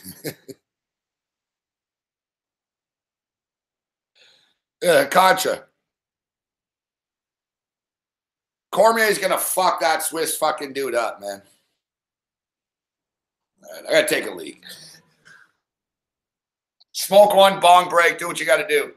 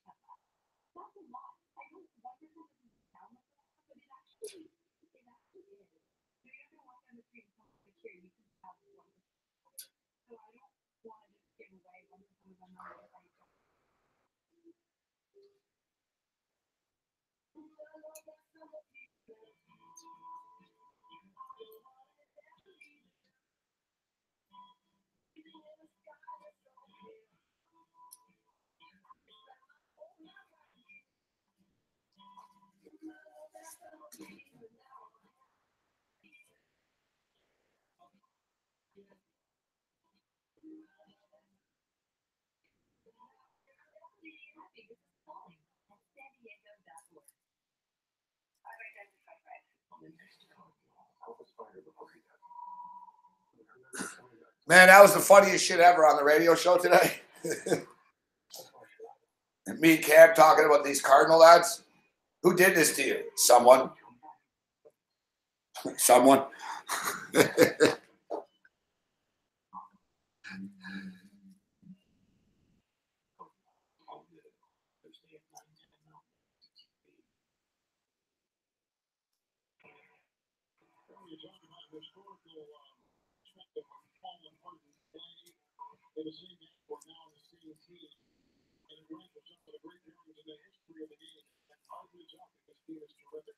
$44-38 right now. 6 minutes remaining. I'd like to see some more points. Shoot.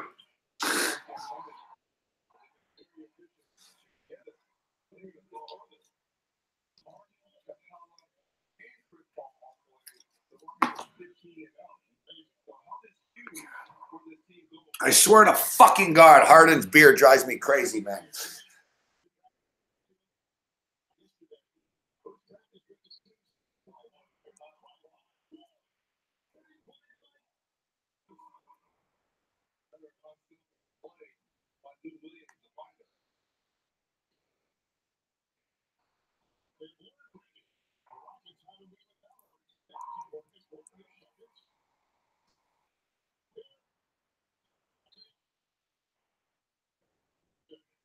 Mbamute.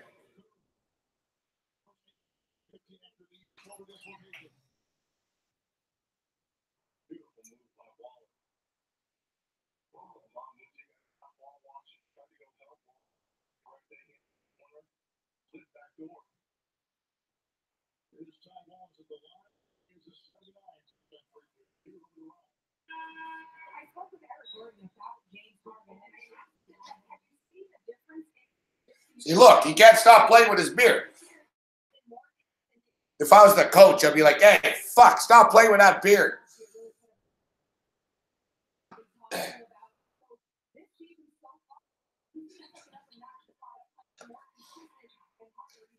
I'm starting to see what George Steinbrenner was like now.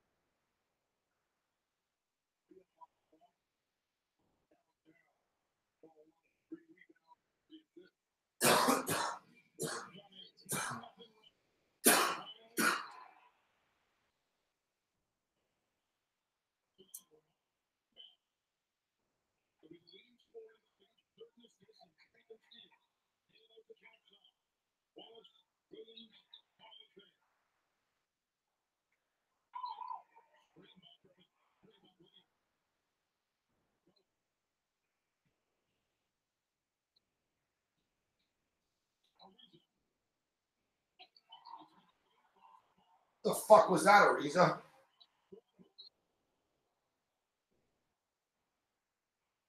Fucking Clippers are all fired up.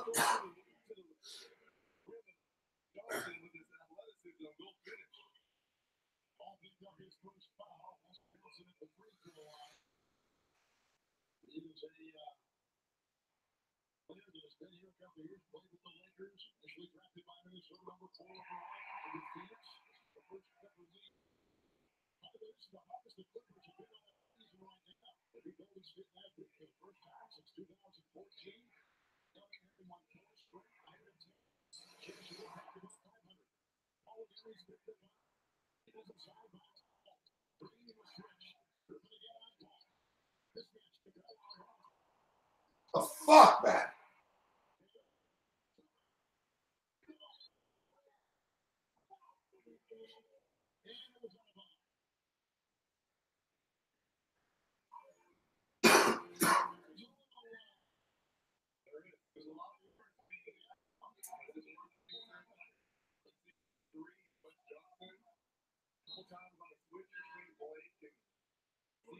Fucking Clipper players are talking shit to Chris Paul.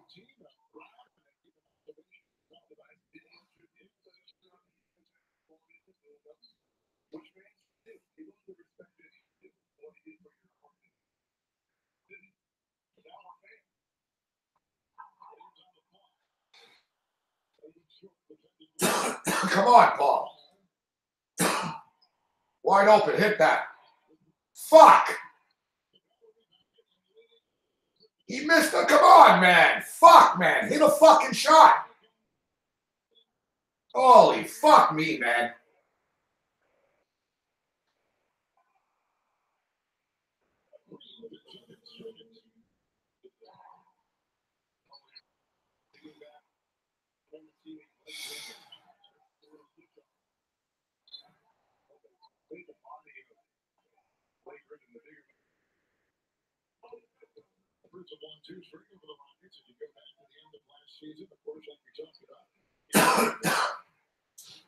Los Angeles tonight, the NBA on TNT is brought to you by Parlay, the most awarded network ever, and by yourself, the official time maker and timekeeper of the NBA.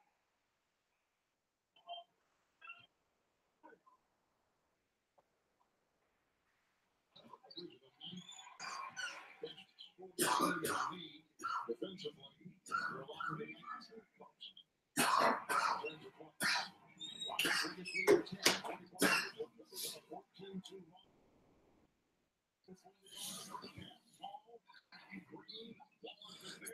Clippers on a 14-2 run. Finally hit a three.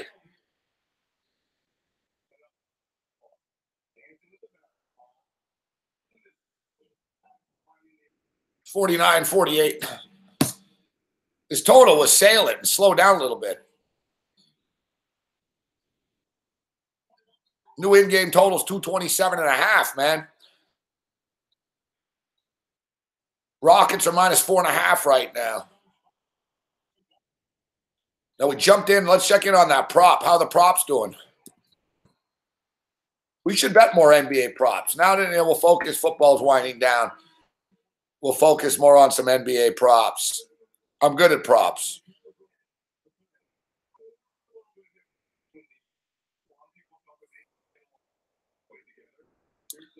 Fuck, I thought Capella would have more rebounds than this. Fuck. Capella's got 4 rebounds right now. We need over 10.5. We're on pace. It's all right. He's not in foul trouble or anything. We should get there. I was hoping he would have more, though. I did play Chris Paul, the over 41.5, everything combined. Chris Paul has 7 points, 2 rebounds, and 5 assists. So what? That's 14. A little off the pace here. He's got to pick it up. Boom. There's Paul for 2. Start shooting more, Paul. Just take the game over, fuck. Like, seriously. Like, yeah, you've got to take the game over, bro. Like, there's no one else going to do it. You've got to do it. And the Clippers are fucking dunking on you and talking shit, man. Enough of the friendly shit. Wake up, fuck. 51-50. Let's get a flurry of points here on the way out. Here's Chris Paul. All the way to the bucket. That's what I'm talking about, CP3. Let's go. Let's go. Get aggressive. Take the game over. Boom. Lou Williams, 2. All right. Let's go, Paul. Your turn. Don't slow it down. I hate that shit. Fuck.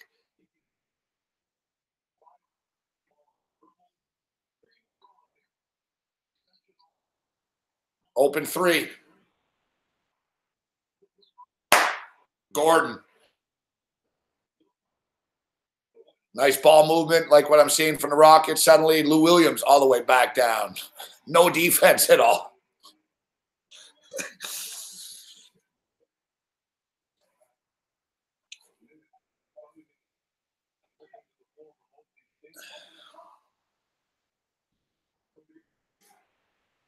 I hate losing a total when there's no defense. It's like there's no defense. There's no reason not to hit the over. I mean, you guys are playing defense, so you should both be scoring. Block shot. Lou Williams from way downtown. Air ball. Lou Williams is off tonight. 56-54. $1.41 remaining in the first half. Chris Paul just exploded for the 4. So our Chris Paul prop, that helps. He went from 7 to 11. So, jumped pretty quick there. So now he's at 11 points, 2 rebounds, 5 assists. So that's 18.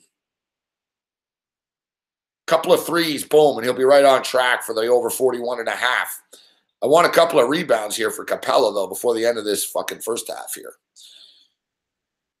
All things considering, it's been an up and down day, man. Up and down for like fucking week or so. I'm winning a bet and I'm losing a bet. Like, I basically, like today, I took the Raptors. They weren't playing well, so I took the in-game over. We salvaged it. I lose the juice, though. It adds up, man. I keep splitting shit, I took the Knicks and the over. That was a nice pick. I talked about it on Premium last night. The Detroit Pistons, I dislike that team, man. Fucking Pistons, fuck. I lose the Michigan over. I had Michigan onto the over with Maryland, over 136.5. 136. It finishes at 135. I can't buy like 10 points a game. And it landed at 135. I did jump in on Michigan when they were down on the money line, but I didn't put much on it. Just sort of an up and down. I got to be honest, though. The Kansas was a pleasant surprise. I gave up on that play. Even watch the video of the plays of the day. When I said it, I go, I don't know why I'm taking Kansas. Fuck, they always screw me, but Getting 6 points with Kansas was just too much to pass up.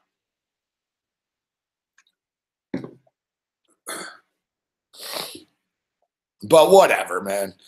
It is what it is, and it's going to be, as my father told me.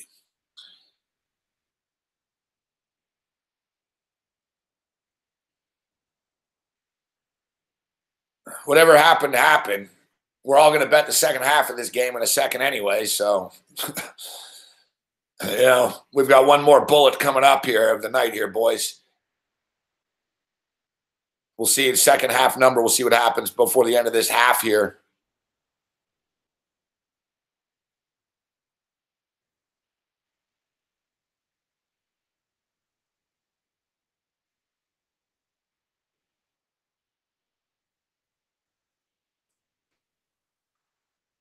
Exactly, Van Fob. I started out with the Detroit loss, and then the Raptors loss. I hit the in-game over, but then I fucking had the Knicks and the Nets. That was good. The Boston Bruins fucking losing today.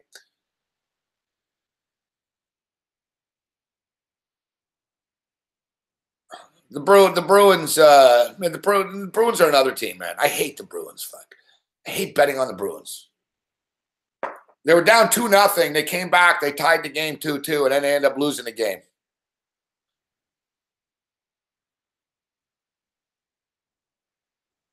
You guys arguing about Jacksonville that week and this week and everything else. Every game is different, guys. It's like snowflakes. They're all different.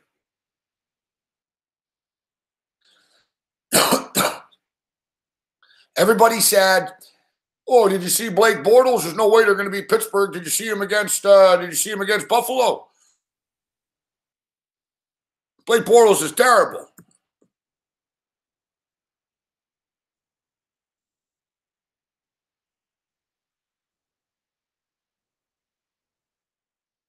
Like, you don't know. Like, we don't know what's going to happen. Playoff games are strange. And they all have their own sort of feel to them.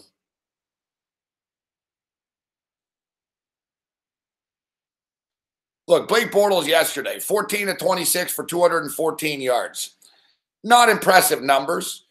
Ben Roethlisberger was 37-58 for 469 and 5 touchdowns. Who won the game?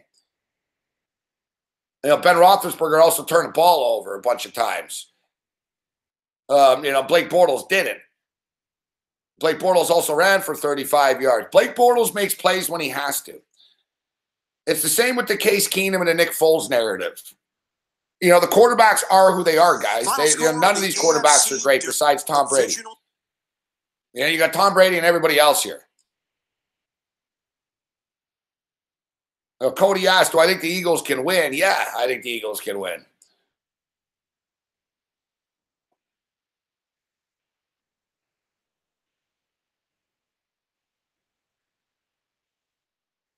$59-56. I don't like this. Fuck, I wanted more points than this. Suddenly, the Rockets are losing. I got to tell you what, man, the Clipper players seem more fired up than the Rocket players do. I expected more from the Rockets here. 3-ball. And they miss. Wide open 3 at the buzzer, and he misses. Fuck. You're cut.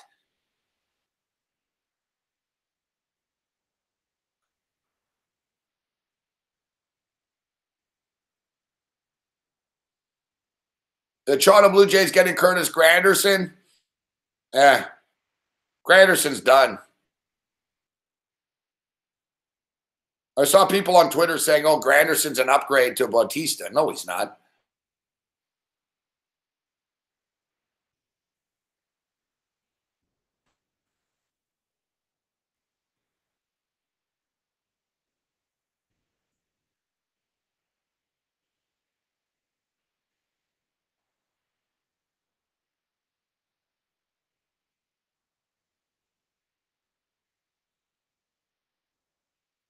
But the one thing with Granderson is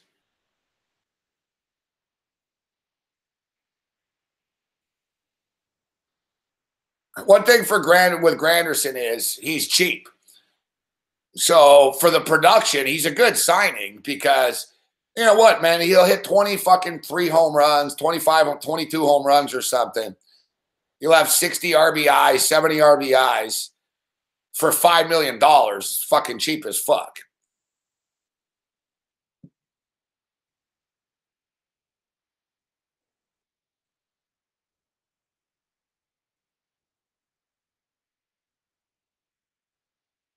But it's, you know, it's unfortunate.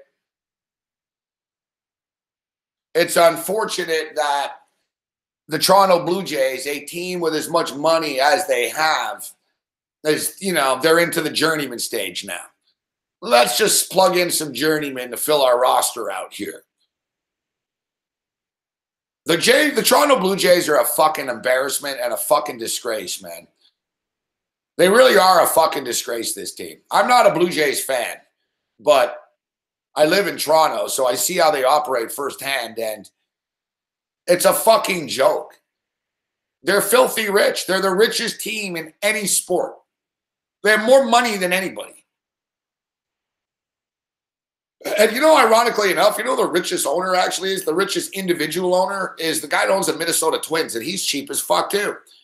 The guy's like a fucking like multi-billionaire. The thing with the Toronto Blue Jays, we've talked about it in the past. The problem with the Blue Jays is they're owned by a publicly traded company. And the fact of the matter is, a $250 million baseball contract doesn't make as much sense as investing $250 million into R&D or to building a new cell phone tower or fucking internet, fiber optics, etc. So it's to the point now where Rogers, who owns the Blue Jays, needs to sell the team because you have no interest in winning. So, you know, all you want to do is you want to own the team, but you don't want to spend money on the team. And the thing with Rogers that pisses me off even more with the Blue Jays is that you guys spent money and it worked. You made money. That's the whole thing. That's how fucking evil they are. Like, remember a couple of years ago when Anthopoulos went crazy and started bringing everybody in? David Price, Josh Donaldson, you know, you go down the list, Tulowitzki. When Anthopoulos put together a great team, all right, of mercenaries and all-stars and the Blue Jays were fucking good. You know, the Blue Jays were fucking good. They were a game away, a couple of fucking innings away from making it to the World Series. You know, 2 years in a row, they make it to the playoffs. Life's good. Toronto Blue Jays are selling a shitload of tickets, you know, a shitload of merchandise. You know, they didn't even hide it. I remember one of the Rogers stooges, crony, flunky guys went on the radio and boasted. You know, he said, "Oh, we made more money this year than we made the last 6 years." And they didn't even hide it. You know, I heard reports, you know, behind the scenes that they made like $140 million in like 2 months type shit. Like during that playoff run, you know, remember they couldn't keep up with the jerseys. They literally could not keep up with the jerseys. Like they were begging the manufacturer, please, we need another 10,000 Tulo jerseys. We need another 20,000 Donaldson jerseys. Like it was sold out. It was like it was a hurricane and there was water. Like the shelves were empty. Any Blue Jays gear. The Blue Jays literally made hundreds of millions of dollars. Literally. Hundreds of millions of dollars. They raised their ticket price. So what do? They fucking fire the GM and they raise the ticket price and they cut salary in half. Hey, we already fleeced these people. They're not going to leave. They're season ticket holders. And they have our cell phones.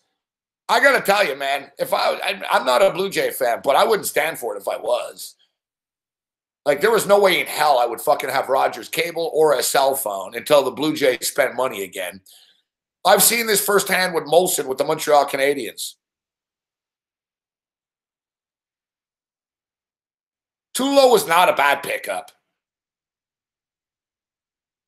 Now, listen, this is one thing with the Jays, okay?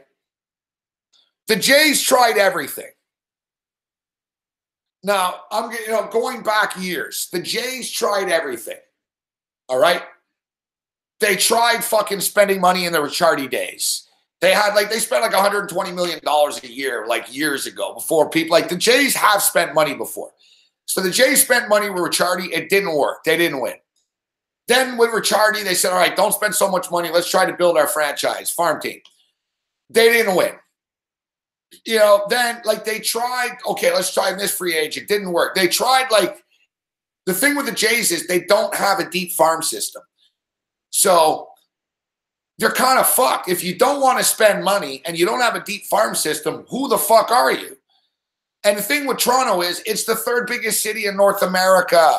You're the richest owners in sports. You have billions of dollars, Rogers Corporation.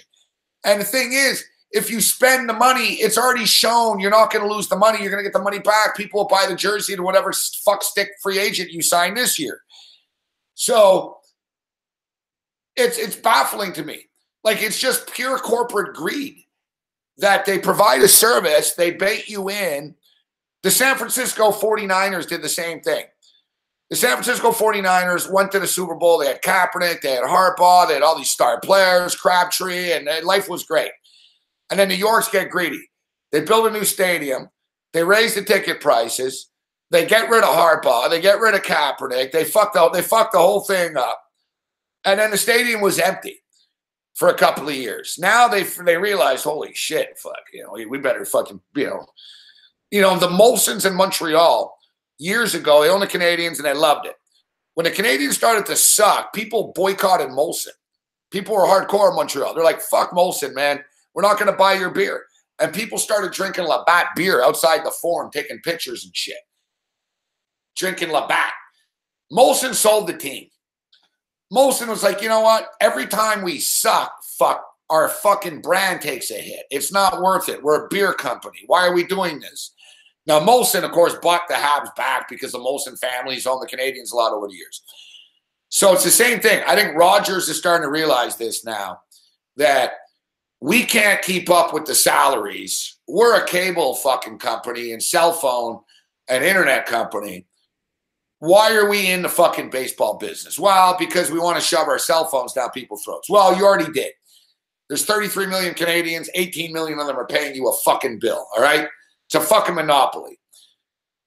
So the only thing is they make so much money off the Jays. Even if the Jays are going to finish in fourth place this year, which they will, they make so much money off the Jays. People love the Blue Jays. They get 40,000 people a game, even if they're shit. Even if they're shit, they get 40,000 people a game. Now, it'll dwindle. It'll go down to 25 a game after a few years. Rogers going to have a hard time letting go of this. Now, also, the Rogers Center where the Blue Jays play is a dump. It looks cool on TV, but it's not. And it's not a state-of-the-art place. Like, look, WWE wrestling is massive in Toronto. WWE wrestling is massive in Toronto. All right? There was a WrestleMania here before.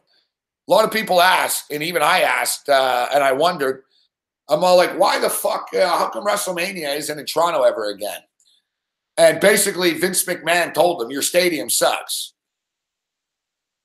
Like, it's to the point, like, the Rogers Center Skydome is not up to Vince McMahon's WrestleMania standard. It's an old stadium, man. And Toronto, you guys, Toronto's a rich city. There's a lot of money here. You can figure it out, but you're not figuring it out because you're cheap. Because Rogers got the Skydome for a fucking $1. So you're in an awkward situation. It's not a good stadium. You don't want to spend money. You've got you got Vlad Guerrero Jr., but he's years away. You're in a tough spot. Now, the thing is, the Jays, when they spent money, they competed. All right? It was pretty simple. Now, the thing with the Jays is you're in a fucking division with the Boston Red Sox and the New York Yankees. You don't have a choice, and you have more money than they do. That's the biggest thing that bothers me about the Blue Jays. Well, Boston and New York. Boston and New York. What the fuck? The Steinbrenners aren't rich. They got the Yankees and a cardboard box fucking company. You guys, Rogers, have $24 billion in assets. $24 billion. You're like the third biggest corporation in the fucking world. I think, to be honest, I think they're seventh. Literally. I think Rogers are the seventh biggest corporation in the world. It's like, you're a fucking behemoth. And then you're sitting there in boardrooms fucking, well, let's sign Curtis Granderson. Okay, why do you want to sign Curtis Granderson? It's like signing an employee that'll show up, well, because we need a player. We don't want to pay anyone 25 mil, so let's get a guy over 5 mil.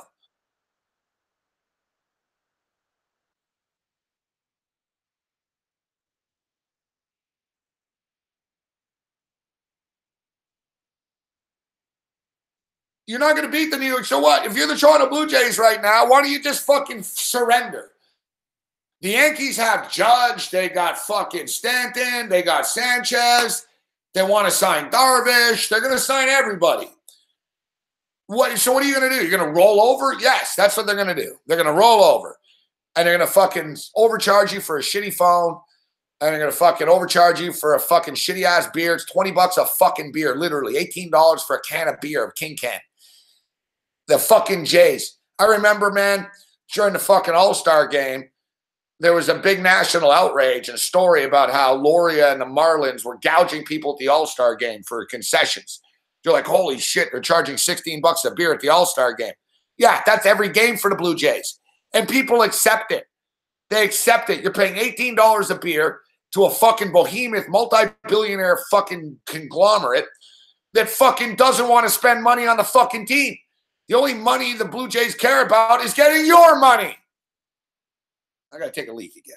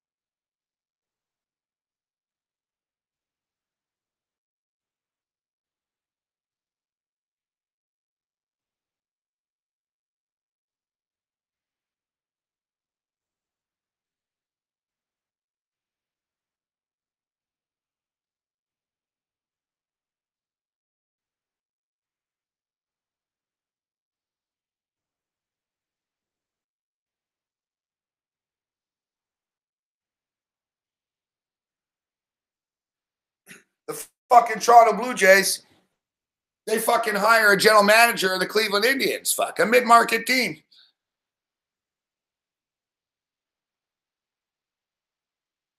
Fucking Carcion around. They didn't want to sign him, dude.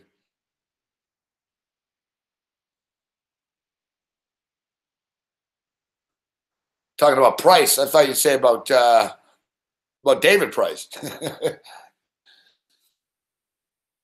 Baseball season's around the corner.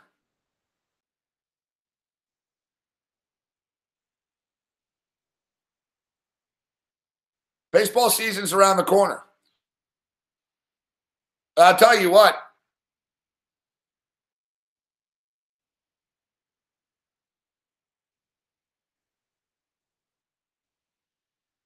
I think the New York Yankees. I think the Yankees are the team to beat.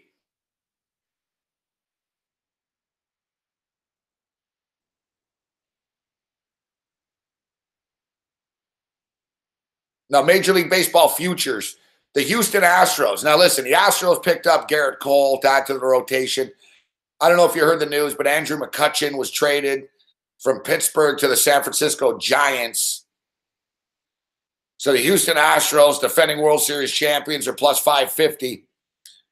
The New York Yankees are 6-1. The Dodgers are 6-1. The Indians are 750. The Cubs are 9-1. The Nationals are 10-1. Red Sox 14. Blue Jays 28-1. Should be fucking 280,000 to 1. Whatever, 280. Yeah, good luck with that. 28-1. Who the fuck would bet that? Come on, man. Mike Wilner wouldn't bet that. Mike Wilner's going to explain, like the Bet365 guy to me. Mike Wilner will explain to Jays fans all year why they're masters. I remember sitting to him. They're like, Alex Anthopoulos, the best GM in the league. He's amazing. Boy wonder. Anthopoulos gets canned. Alex Anthopoulos was so overrated. Like the Rogers and the Fan 590, they're such fucking flunkies, man. That whole operation just so Bush League. Fuck, they suck. The Jays are going to be in fourth fucking place, if not last. I'll tell you right now. Whatever the season win total for the Jays is, I'm betting the under. And the Jays are always overrated, fuck, by the odds makers because, especially look at these books. This is another interesting angle of this. It's easier to bet online in Canada than it is the United States. Like a lot of people in the States, you have a hard time getting, offshore shit. Canada, you don't. So Canadians really influence numbers a lot. Why the fuck do you think the Toronto Maple Leafs are the third choice to win a cup, second choice? Because fucking a bunch of nut jobs betting online from Canada. So it's a similar situation with the Jays. The Jays, like, win total is always like 81 when it really should be like 76 or whatever. Like the Jays will be a little bit higher than it should be. And they're going to be in for a tough ride, the Jays, in my opinion, this year.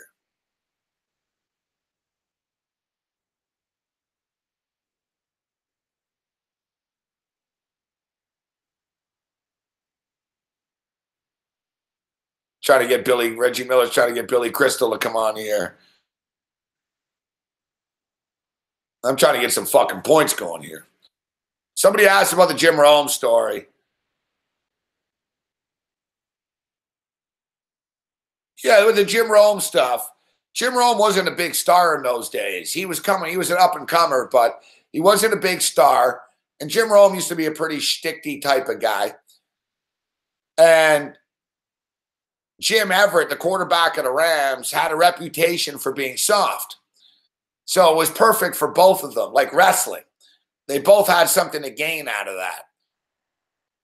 Jim Rome had something to gain because Jim Rome got all this national attention because he was the fucking host that got attacked.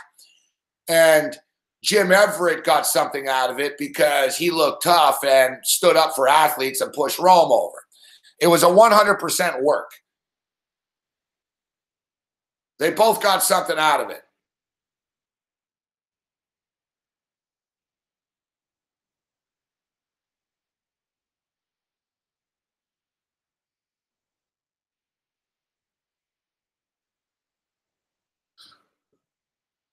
They both got something out of it.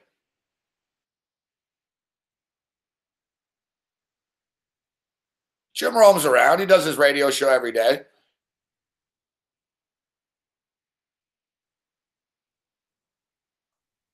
He's less passionate like now. He's been around a long time. He's made so much money, that guy. Jim Rome's like really into horse racing. Like Jim Rome, like that's his new big thing. Like he does his TV shit and he mails it in and he goes and he worries about his horses. But Jim Rome's got like Kentucky Derby horses and shit. Speaking of which, our horse.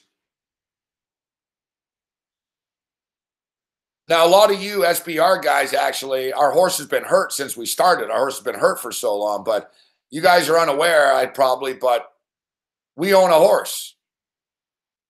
We also own a horse. He's been hurt.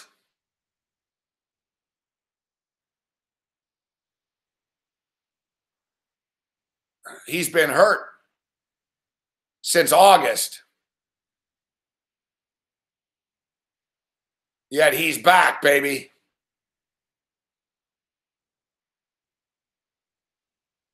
Come on, Gordon, hit this. Wide open 3. Boom. So, yeah, and Ty Rich is an investor.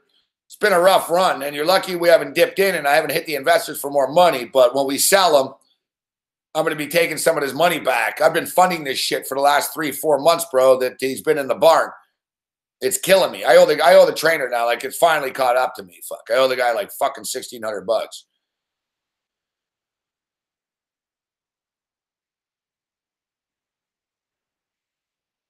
Another 3-ball Houston. Come on. Boom. Short.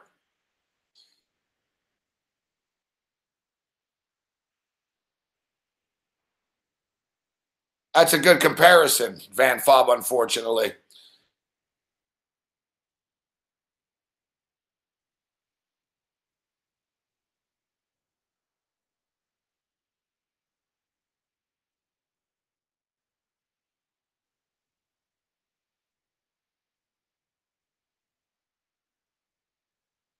I can take it, says Ty Rich. Oh, we got the fake Drew Martin here.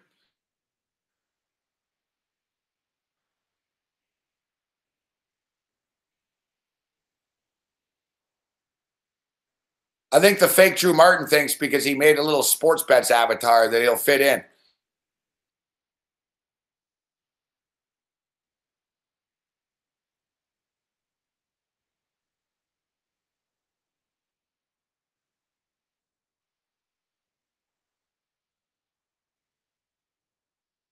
I don't know if it was really Drew.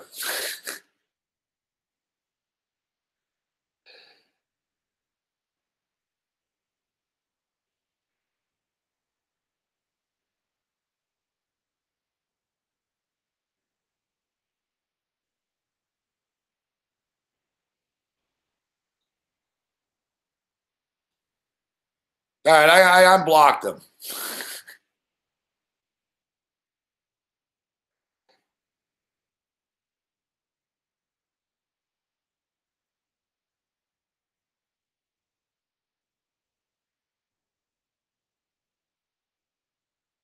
I think I did. I don't think I blocked him. I think I just I removed his. Well, there is a fake Drew Martin here all the time. I type something there because it doesn't say I blocked you. It just says I deleted the message.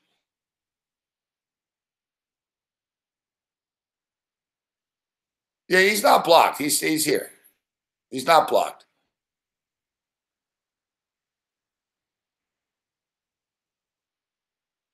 So yeah, anyways, our horse has been out. I think they're both fake, Grab him X. I don't think he's real.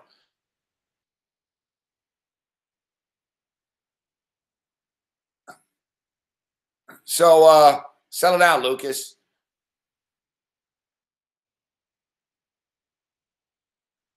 So since he's been off for more than 4 months, we need to re-register him. But that time is finally here.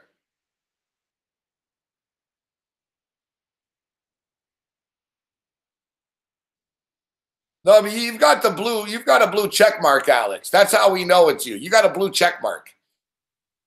You're verified. You're verified. Holy shit, the Rockets are falling apart now.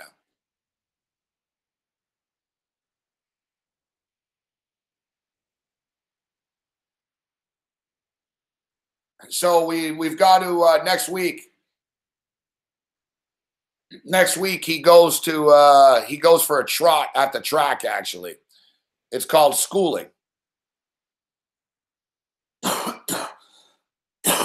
So next week he goes schooling. The following week, he qualifies. We've got to run like a real race, but for no money. It's a scam. But long story short, we're racing again, guys. We'll be back on the track February 1st.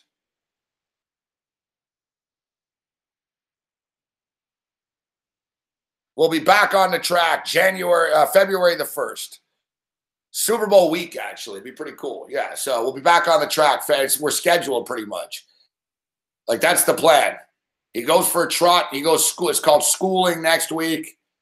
Basically, he goes and he runs around the track, and it's a simulated race, but they don't go full speed. And it's with other horses that are vet horses that have been injured that are coming back. Because like he's healthy now, but he hasn't been on a track in 4 or 5 months. So now you got to get him used to the track. So he goes for the school, and he goes through that. And it's just a light trot. It's just basically to fucking shake the rust off. And then the following Thursday, we run a real race, but it's not for money. But you don't have, it doesn't matter where you qualify. But basically, you just got to run the race, and then after the race, the fucking vet looks at the horse. They can't. They can't have horses dying on the track and shit. So I understand. You got to prove your horse is healthy, but our horse is healthy. He's good to go. So, and then the following Thursday will be at the track.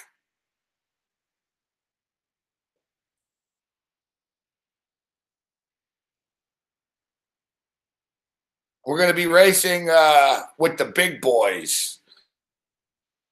February 1st, we're going to be at Woodbine. We're racing at Woodbine. We're going with the big boys.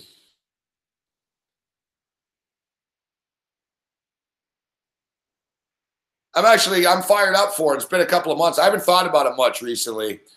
It just angers me. Fuck. I get a text message like every 2 weeks asking for money, right? So it's just, I'm worn out from it, but we've gotten through the worst part. I mean, he got hurt in August, for fuck's sakes. He got hurt in August. So there's a light at the end of the tunnel here.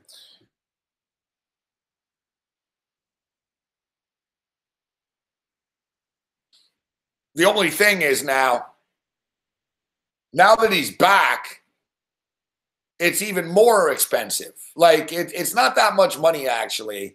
He doesn't do anything. Right? Like we got a deal. Like it's like fucking it's in between 25 and 50 a day, depending on the day. But our horse literally hasn't done anything for fucking 4 months. He literally walks around and hangs out. He's got a great life. Like he lives better than we do. He just lingers. Like I asked, what does he do?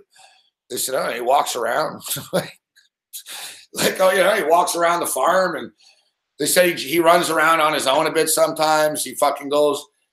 Basically, though, for the last, we've been jogging him, though. Like, we've been working him out. You got to build him back up because, these are horses. You can't have a heart attack and shit. So, yeah, he's going to be on the track, guys, in 2 weeks, 3 weeks. Fuck, February 1st, he's racing.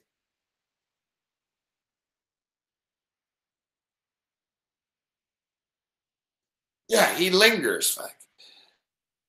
I asked. I said, what does he do? They go, he just sort of lingers around, fucking. He eats some hay. He's just living. He's just hanging out, fuck. Which is all good, but dude, if I want a horse to hang out, I won't buy a fucking $13,000 fucking, racing animal.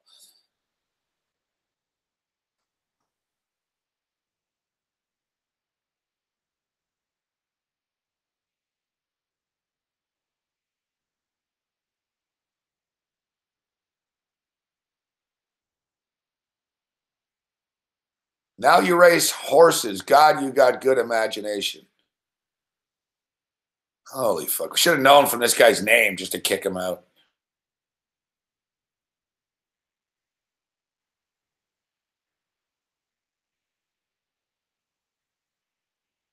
Where's Drew? Fuck.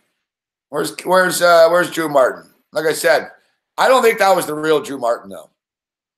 I know you guys think he was, but I'm looking right now. I didn't boot him. He got the thing got deleted, but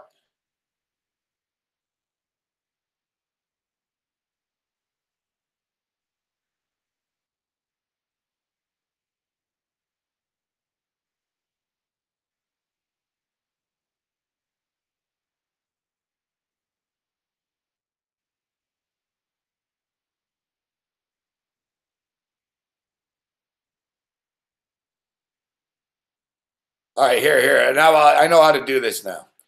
I don't know why they changed this fucking format. No, I'm not the fucking driver.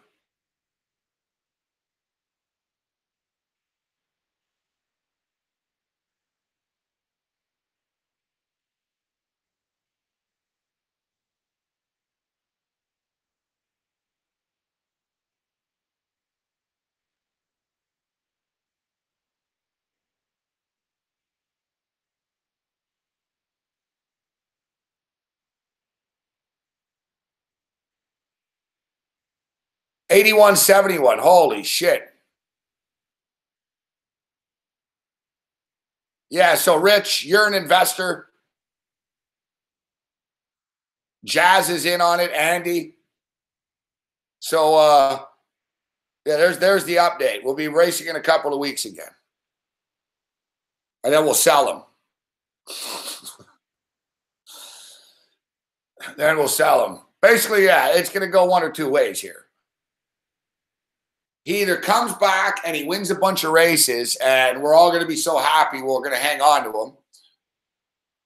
Or he comes back and it's just sort of, all right, he's not getting hurt. Let's try to sell him.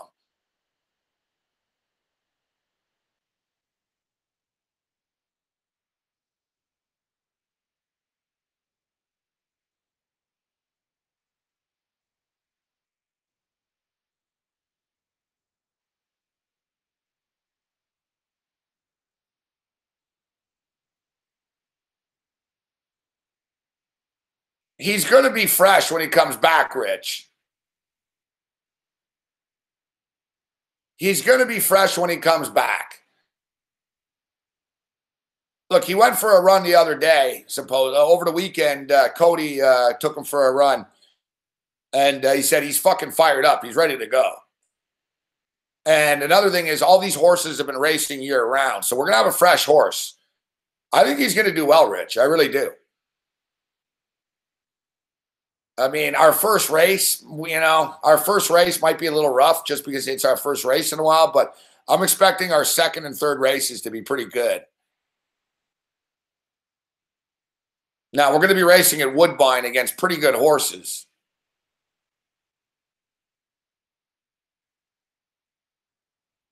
Cam hasn't suffered anything through this. He hasn't put a cent into this fuck. Cam hasn't suffered at all, Rich. All right? Cam suffered. Cam hasn't suffered at all. I'm the one that suffered. I'm the fucking one that's fucking got to pay every fucking little fucking thing. I'm the one that's the fucking, the registered dude. I'm the one that had to jump through hoops. Cam hasn't done anything. Let's be real here. Yeah, he hasn't suffered at all.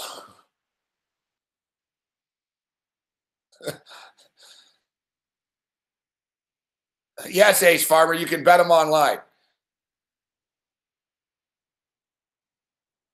The only reason Cam is suffering because his percentage of his ownership keeps going down just a little bit with every check the bill that comes in.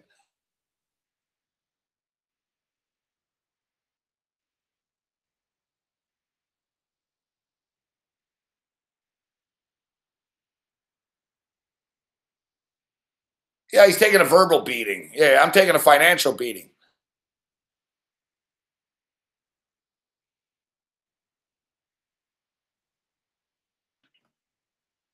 We won a race. Look, I'll find the video right now.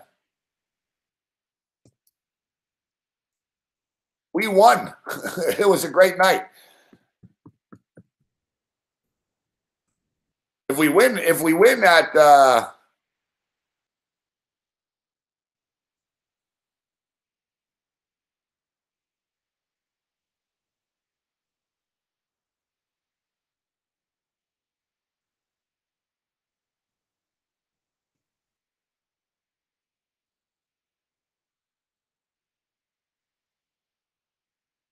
if we win at fucking Woodbine, the race that we're running in, if we win $5,000, which would fucking be awesome. It would erase all the bullshit. We get $5,000 back, and then boom, suddenly we wouldn't want to sell them. Here's the best part here at the end.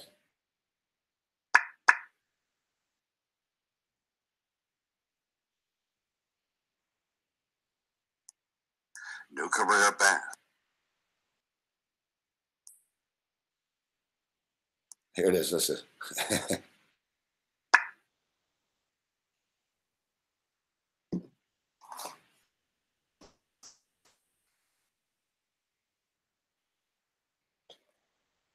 Getting goosebumps looking. I have sad news, though, if you look at one of these horses died.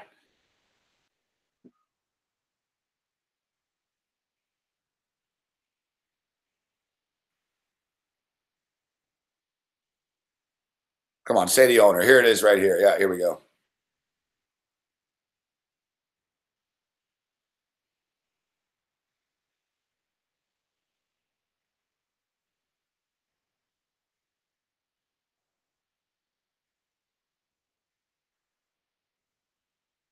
Back in front of us. Wheeling back in front of us.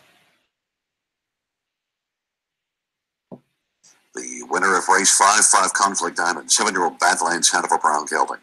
Owned by Cal Campbell and Gabriel Morency. Cal Campbell, the trainer.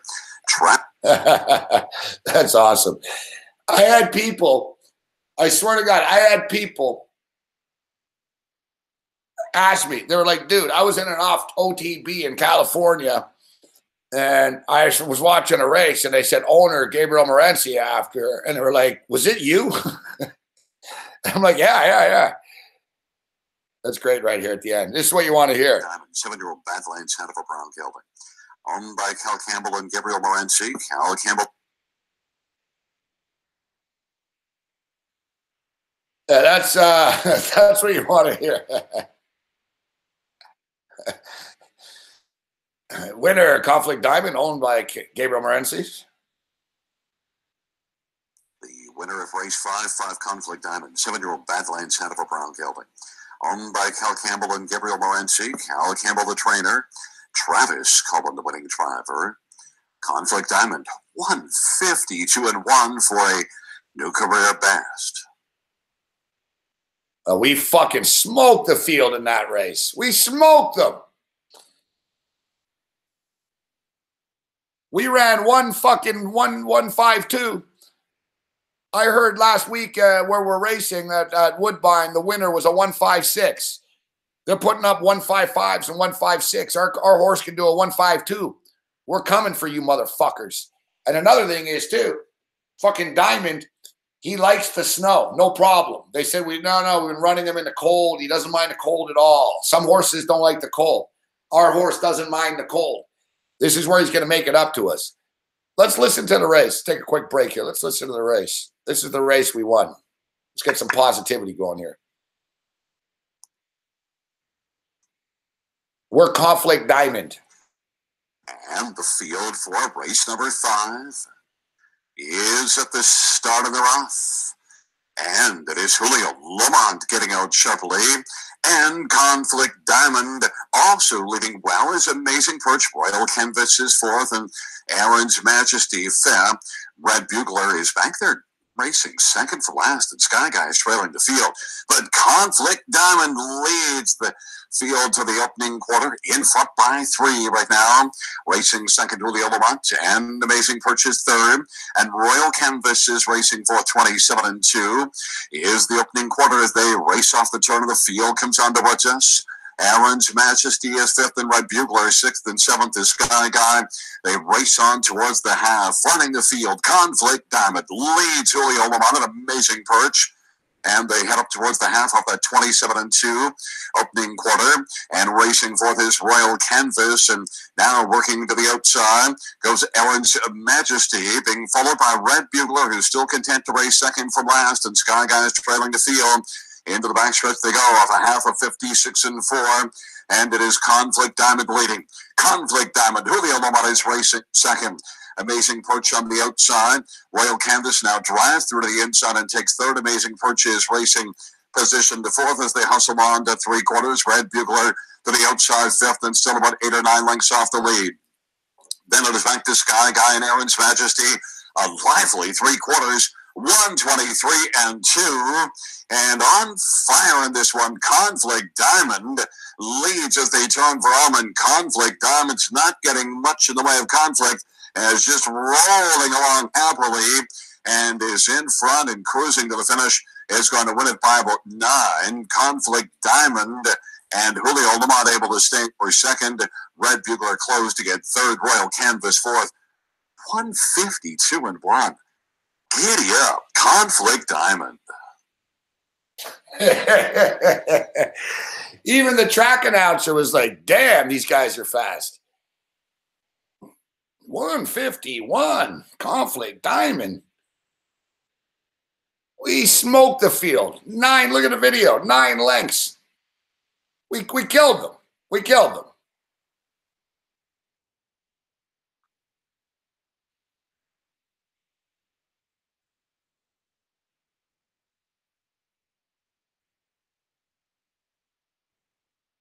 And the crazy thing is the next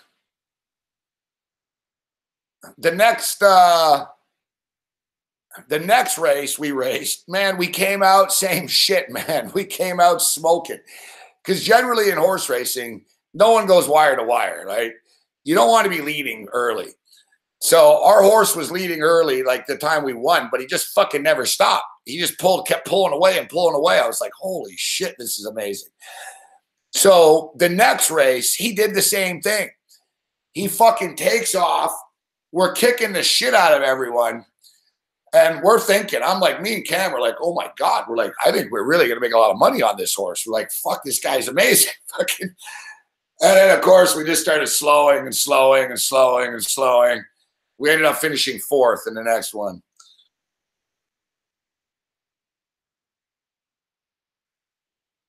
There's a bad story. Wire a horse. We got fucking screwed over, man. There was a 22-minute delay one night at the track, and it fucked our horse up. Our horse didn't react well to the layoff.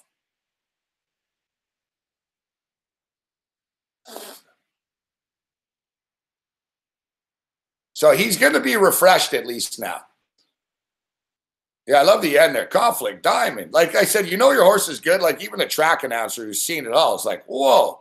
Giddy up. Conflict Diamond. Giddy up. Is going to win at 509. There's 123 and 2. I like when he goes Conflict Diamond, not getting much in the way of conflict. And on fire in this one, Conflict Diamond leads as they turn for Almond. Conflict Diamond's not getting much in the way of conflict, as just rolling along happily and is in front and cruising to the finish. Is going to win at 509. Conflict Diamond and Julio Lamont able to stay for second. Red Bugler closed to get third. Royal Canvas fourth. 152 and 1. Giddy up. Conflict Diamond.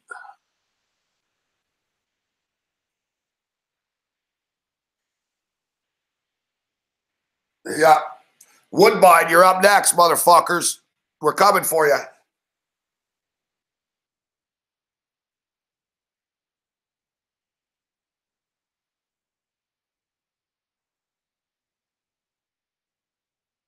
Yeah, like the Woodbine races, you get $5,000 for the win. So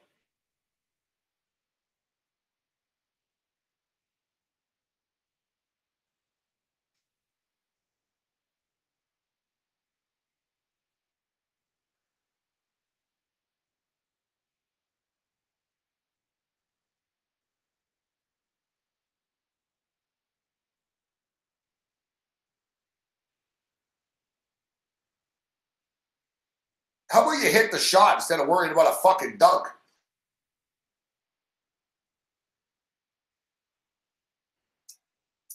Fucking Houston Rockets, seriously?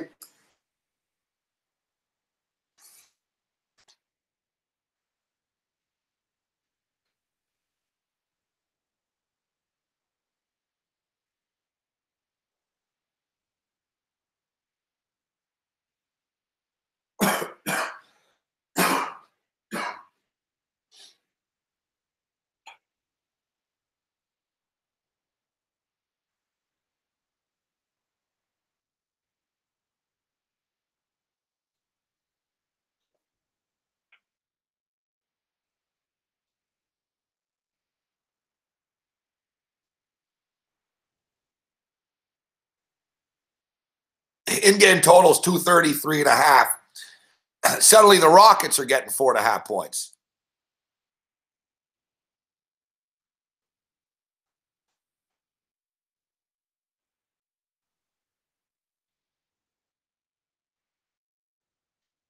Somebody see if that was the real Drew Martin or not. I like the real Drew Martin. My gut instinct tells me it was not the real Drew Martin.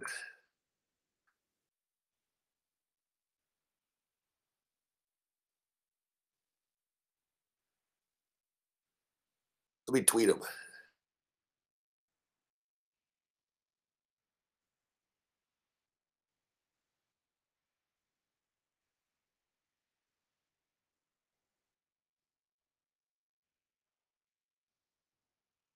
All right.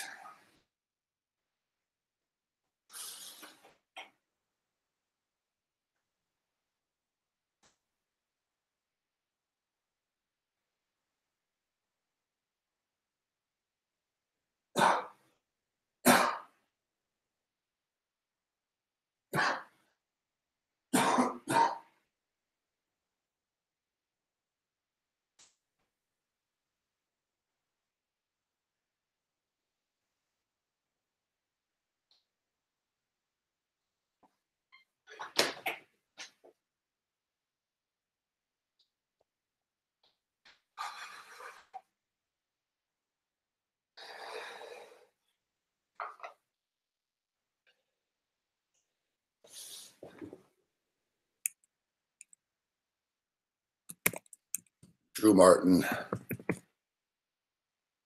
bets.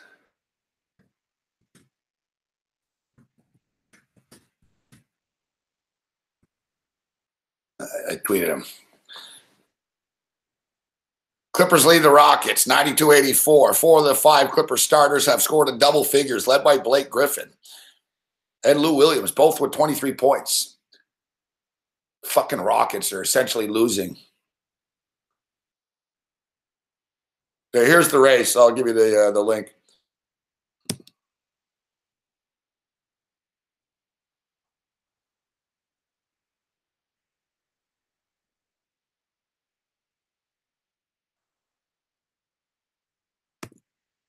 There we go.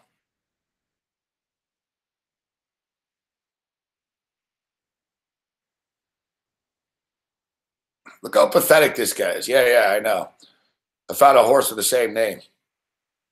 Hey, fuckhead, you follow my life on a daily basis. I'm sure you've watched all the races live.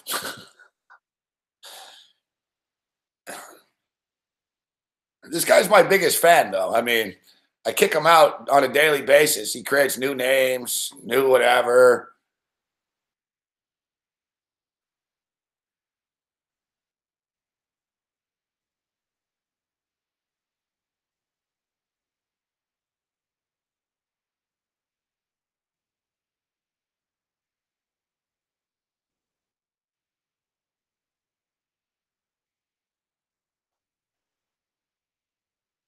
That's it. I just go and stand around the track for the sake of it.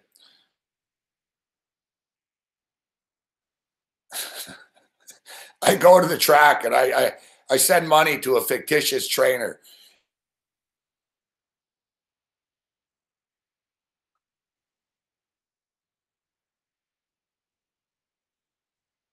Yeah, the live call, that was the thing. We weren't at the track the night we won. We weren't there the night we won. We were watching it live. We were on the radio live. It was actually pretty cool, though. It was actually probably the best moment in that radio show history.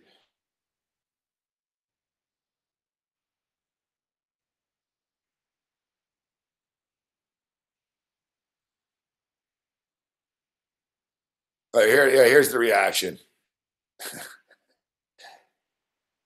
Thanks to Sean O'Connell, just sent the link. Off the lead. Go conflict! Then it was back to go conflict! Oh my God, this is awesome. Come on, go conflict! And 2, he is crushing. Finally, and the race leads as they jump. Look at him go! Yes! Getting much conflict as just he won by 10 legs. Is going to win it by about 9. Conflict Diamond. 9 legs. Yeah! We won a we're not going to be in the picture. We got to go to Georgia. This is amazing. No! We won a race.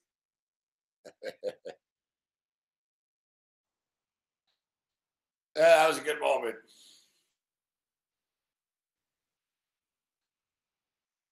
That was a good moment.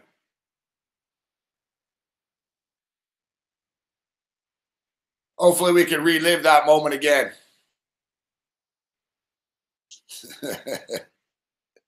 See, that's the experience that troll wishes that he had in his life. As you live vicariously through me, though, that's as close as you'll get, troll. You can tell someone, you know, the guy that I troll every night and I listen to every night once won a horse race, but I felt like I won since I watched the show every night.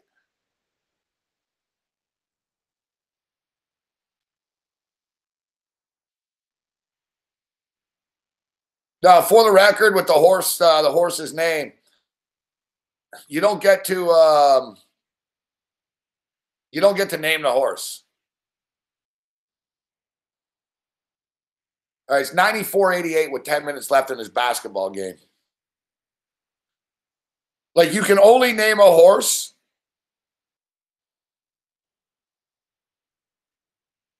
You can only name a horse like if the horse has never raced before. So, like, if you buy a little baby horse, pony type thing, you can name it whatever you want. But once the horse is raced, there's no turning back.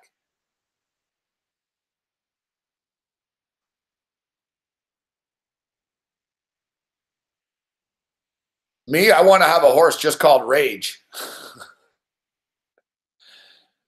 And Rage comes down the stretch.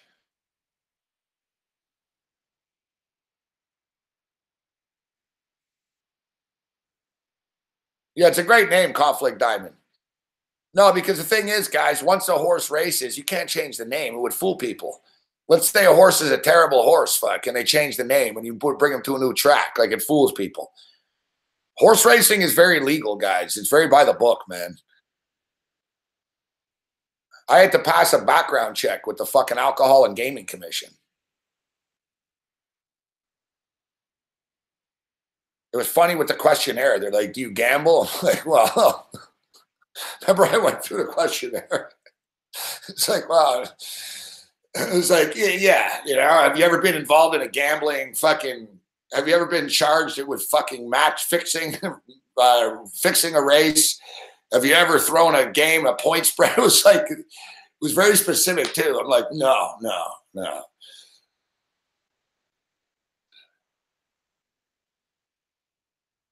Yeah, I had to,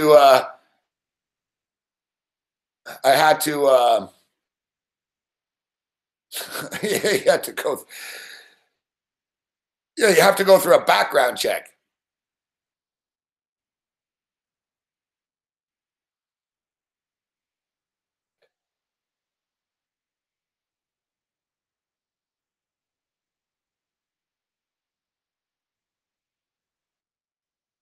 Yeah, the gaming license. I got to tell you, Cam wasn't overly excited about the gaming license stuff either.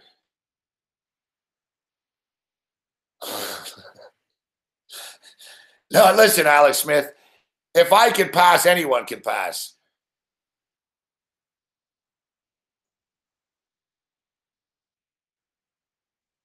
If I can pass the background check, trust me, anyone can.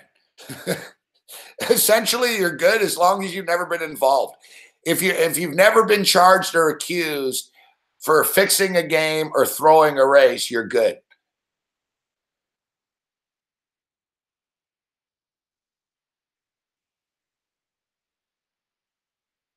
Yeah, alcohol and gaming. I know. Alcohol and gaming. I know all about the both. I'm like, yeah, whatever. Alcohol and Gaming Commission.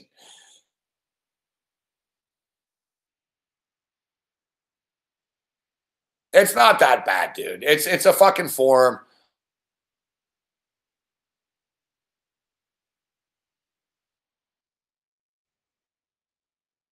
Yeah, it was a long process, Lucas. Yeah, there's a lot of paperwork. You can't just like buy the horse. It's not that easy. You got to, yeah, I know. I saw that episode with the Sopranos. This will surprise some people, but I'm not a Sopranos buff. I'm not anti-Sopranos, but I'm not a Sopranos buff. Like, I don't know the story. I know the story, but like, I didn't watch every episode. I didn't freak out when it ended, etc. You know? It's one of those shows where you got to follow it too much. I don't have time. I'm like that chick. Nobody got time for that. Ain't nobody got time for that. But it is funny. I did see the horse stuff just by chance. I've seen the episodes with the horse, and it's funny when they went to the barn and Buddy was like, he's hurt. And it was same shit. Fuck. It was funny. Some of the same lines. Like Sopranos, like, what the fuck do I pay you for? Fuck. What does this horse do? like, well, the horse doesn't do much. But the Houston Rockets aren't winning.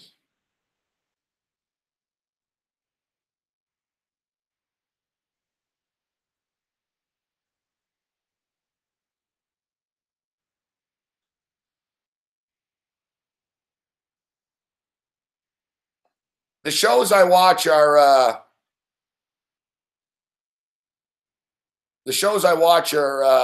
watch Homeland.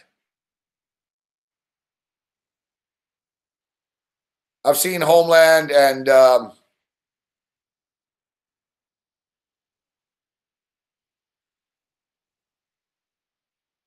like I've watched every episode of Homeland. And Chris Paul misses a layup. This is like just like you're with the Clippers again, bro. You're losing a big game and fucking missing layups. Chris Paul just doesn't win big games, does he? Like, he just doesn't. What's up with our props anyways in this fucking game?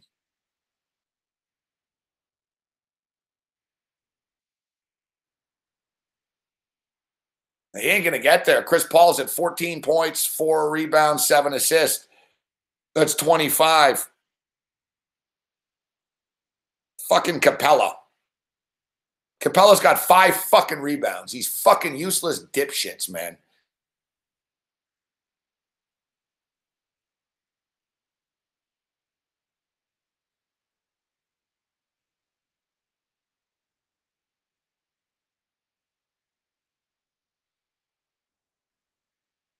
In-game number right now is 231.5. There's 8 minutes remaining in the game.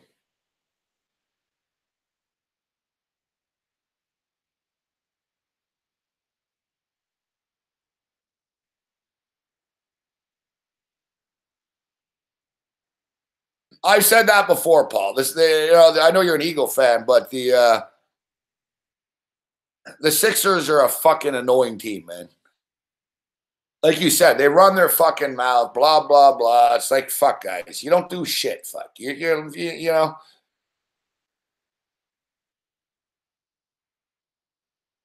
That whole process shit. Yeah, I hear Fargo's a good show.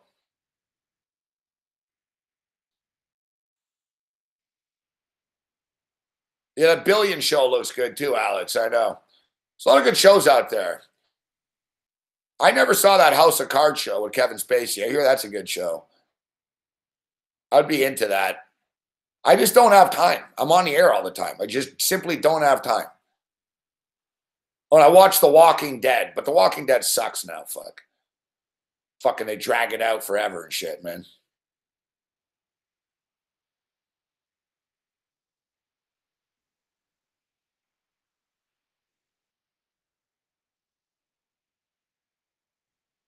Yeah, Black Mirror. I hear Black Mirror is good too. Yeah, Young and the Restless, I hear, is a good young hip show.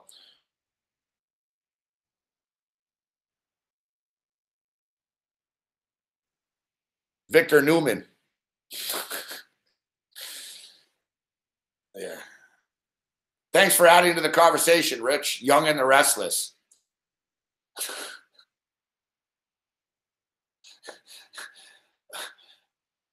Well, it probably is the best soap opera.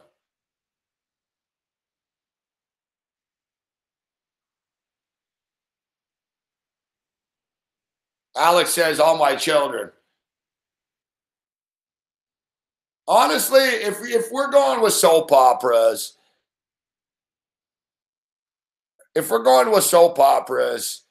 I think the soap opera is probably General Hospital, isn't it?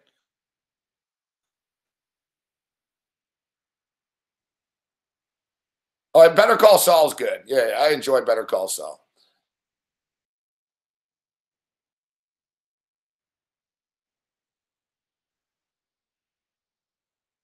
Passions, great call, Mighty Motive.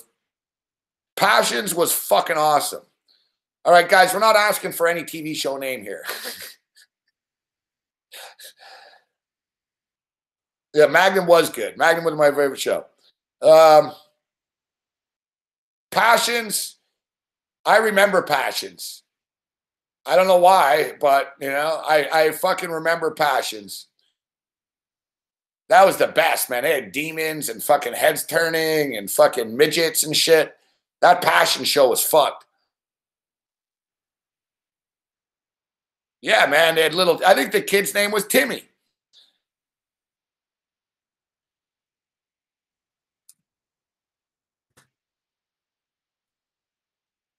Ethan and Teresa.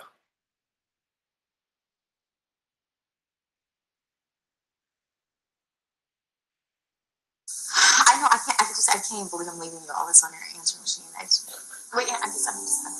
know, I'm falling for Jared. I do. And Where's the little midget kid? Fuck.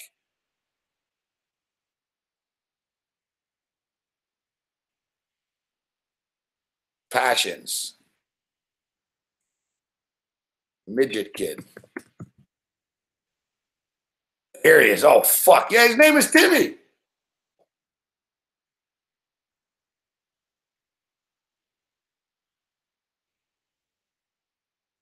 Yeah, this kid used to creep me out, man. I used to skip school and fucking sell drugs and watch this show on TV. I'd be like, what the fuck's this kid? Isn't young love wonderful? I don't understand it.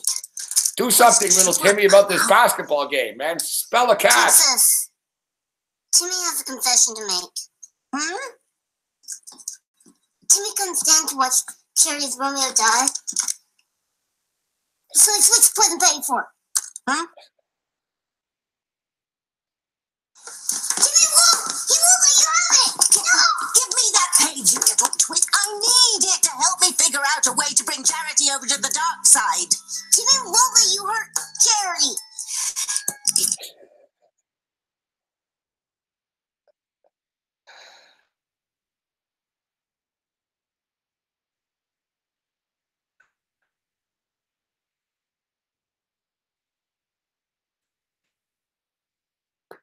$103.91. So you telling me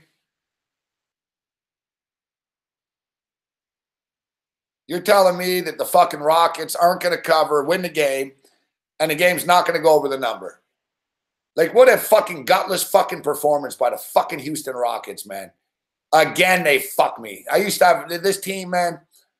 Just shoot the ball, Paul. What are you milking the shot clock for? You're down by 12, asshole. It takes a long two. Fucking Chris Paul, same bullshit with this guy. He's a nice guy and shit, but in big games, he just fades. Fucking hanging on to the ball. Pick up the pace, fuck. This ain't a fucking Allstate commercial. Pick up the pace, Paul. Hurry up, fuck. How's that not a foul?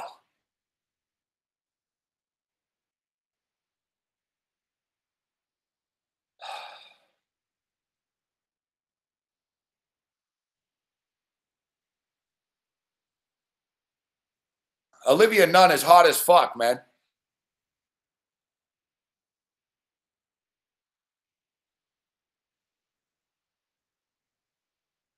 Hey, Chris missed a free throw. And then I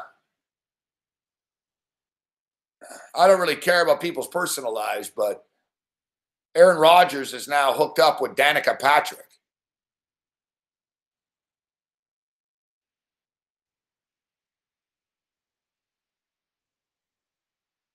Me personally, man, I think you're fucking nuts, fuck.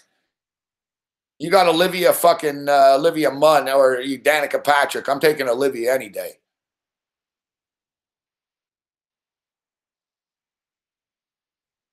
Not me, Alex.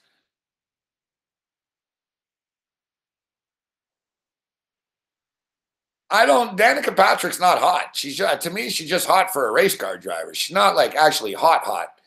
Olivia is actually hot.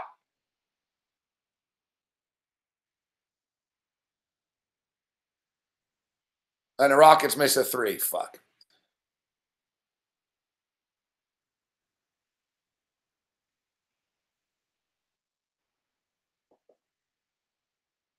I think Aaron Rodgers broke that marriage up or whatever. I think she was with that dude. And the Clippers hit a 3-ball. Yeah, I'll agree with that. I'll agree with that, Rich. She's the most fuckable NASCAR driver.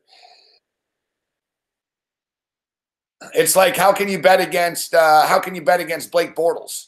He's got a better winning percentage in the playoffs than Tom Brady does. Blake Bortles has never lost a playoff game. He's perfect straight up and against the spread.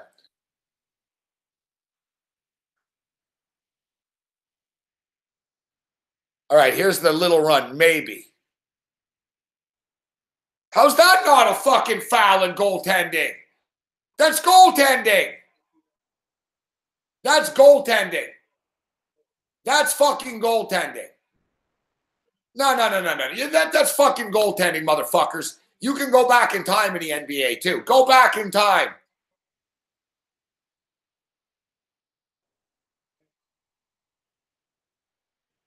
Chris Paul and fucking Griffin are getting into a fight now.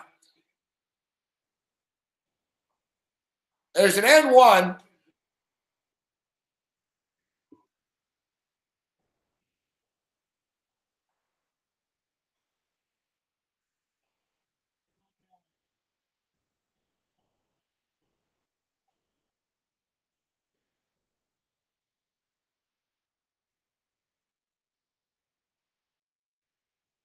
Yeah, exactly. Blake Bortles.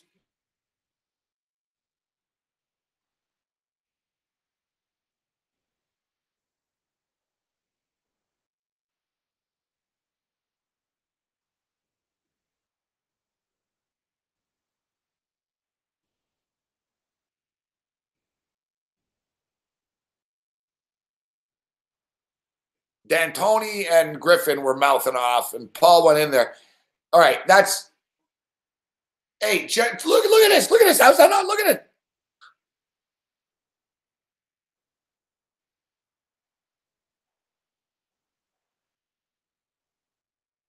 Reggie Miller is a real rocket science. Happened so quickly. I got to see that again. See it again.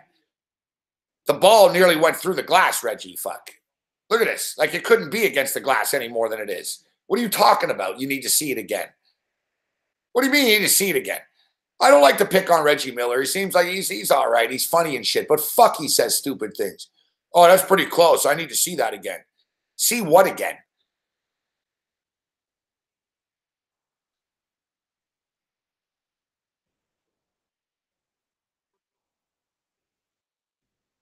Reggie Miller. Oh, I need to see that call again. Yeah. You look at that again, Reggie. Who are you, Gene Steratore? I think Steratore's still reviewing Diggs' touchdown. D'Antoni should shut up, fuck. You can't be bitching at players, D'Antoni. It's not your place, fuck. D'Antoni was mean-mugging Griffin.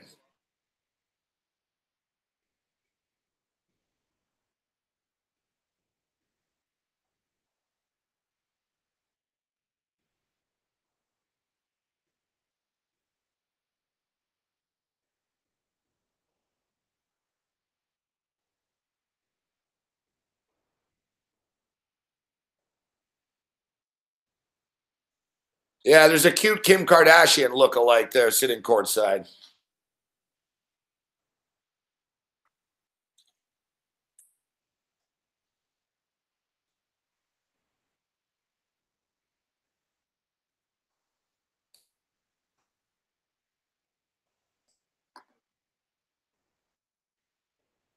No one's getting thrown out.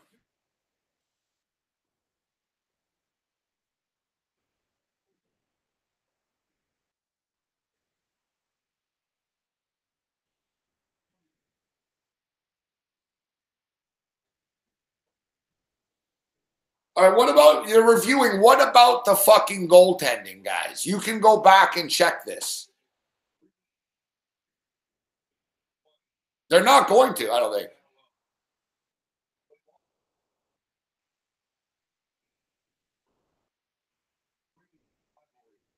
That's fucking bullshit, man.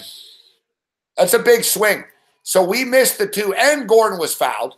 We missed the 2. And now, instead, there's a bunch of technical fouls, a 5-point fucking, like, it's like a 7-point swing, man. It's fucking garbage, man. It's fucking garbage. Like, I just want to fucking smash my computer right now.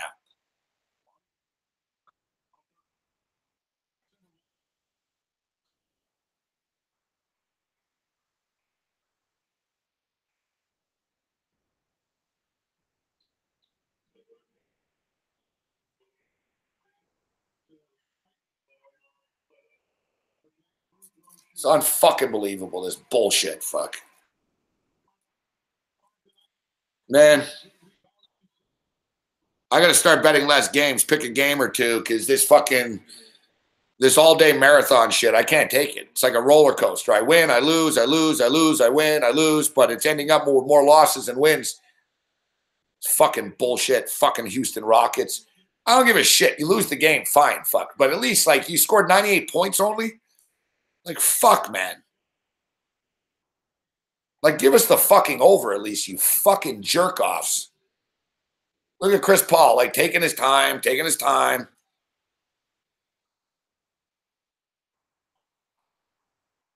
Yeah, it's done.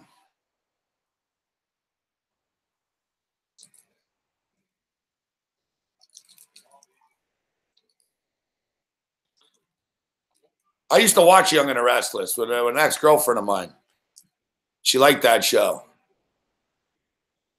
I remember Eva Longoria on that show.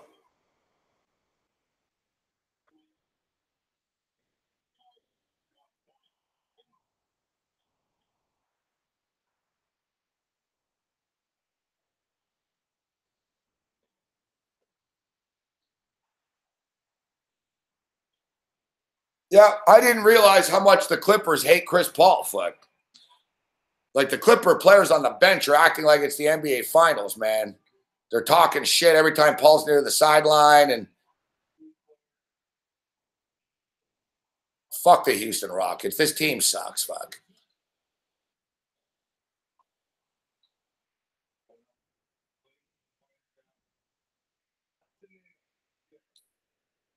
Yeah, that was the nail right there, Reggie. They're up by 13 with 2 minutes left, fuck. The fucking coffin's been buried, fuck.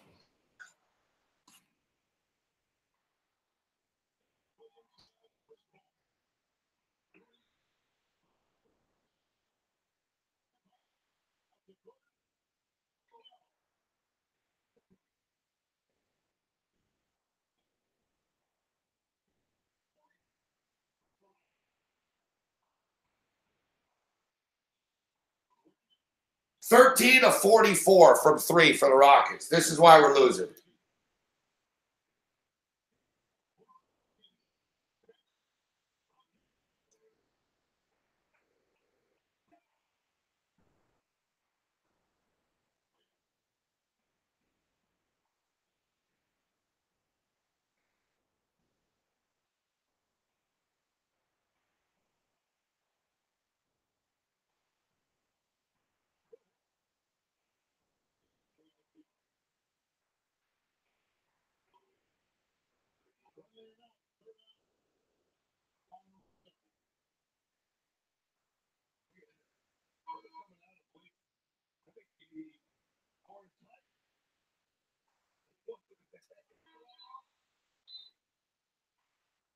No DeAndre Jordan, no Austin Rivers, bunch of backup point guards, and you fucking get your ass handed to you.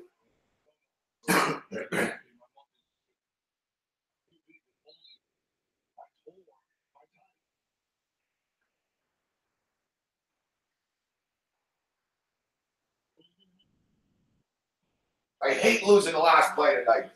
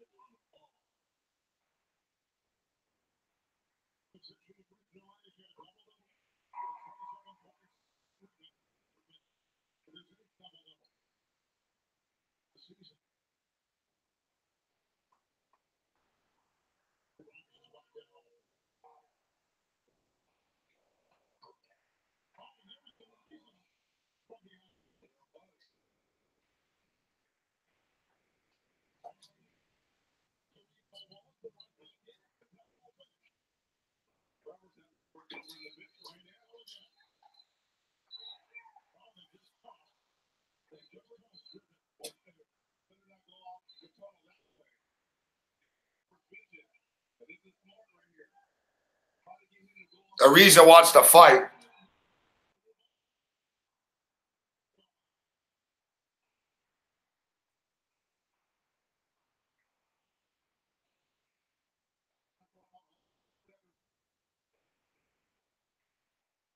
Ariza was trying to get to the Clippers tunnel. He's been kicked out. He tried to follow Griffin.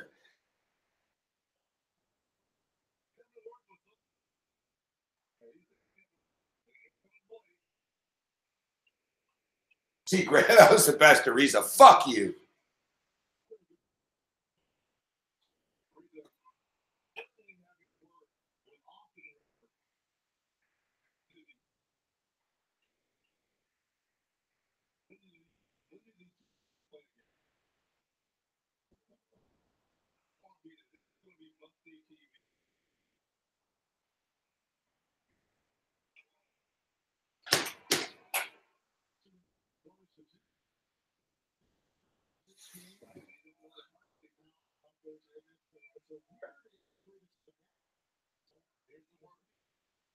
Man, I really didn't realize this. I kind of should have.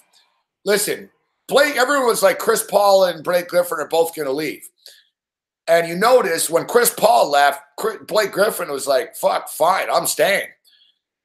There was no love lost between those two. I didn't realize, though, that the Clipper players are going to play like this tonight. Like the Rocket players didn't seem to give a shit.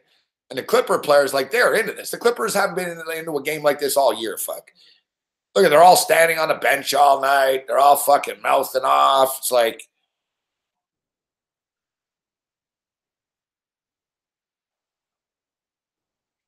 Austin Rivers standing there in a suit running his mouth. It's like, yeah, shut the fuck up, dude. What are you going to fucking do? That's what Ariza told him. What are you going to do? And Griffin gets in. What I like, though, is Griffin got in Ariza. Ariza just looked at Griffin, and immediately he was like, fuck off. Then Griffin's Johnny Tough Guy tonight, all of a sudden. Maybe you can stay healthy for more than 4 fucking games. Fuck, we respect you more, Blake. 113-102. What a gutless fucking performance by the fucking Houston Rockets, man. How many points you guys scored in the second half? You just rolled over. 18. It's fucking 46 fucking points. How's this game stay under? Fuck.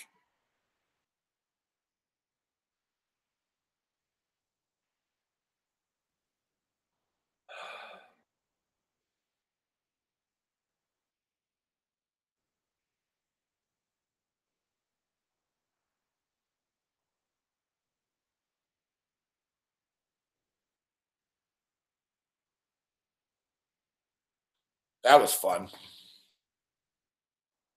Hey, look, fucking Punjab's playing Himachal Pradesh. This is the Babano special. Punjab soccer team. We should get him a soccer jersey. That's the name of the team, Punjab.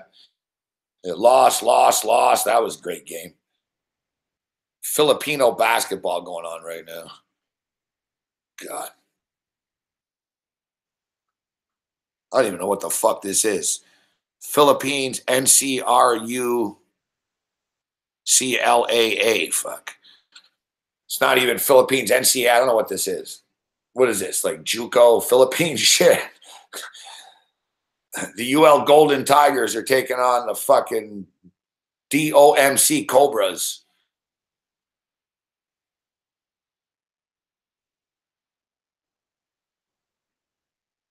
I've got no idea.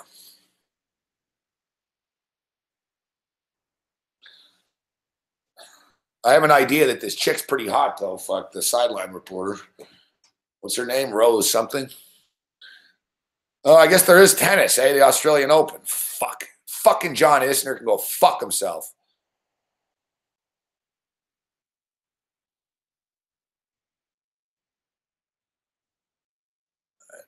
Whatever, man. We got to take it and fucking move on.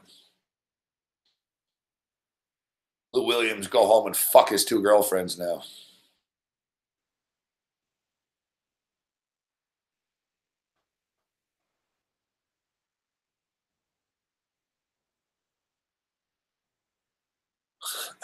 You can't make it up, Alex.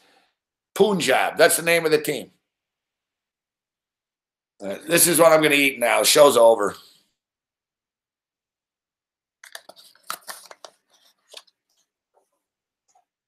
I'm eating some macaroni and cheese. 3 cheese, macaroni and cheese.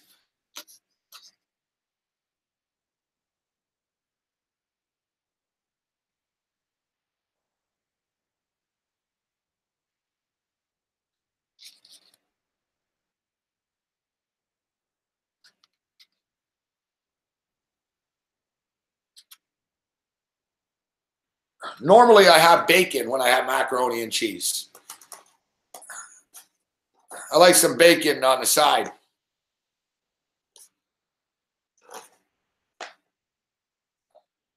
But I had bacon and eggs a couple hours ago, so.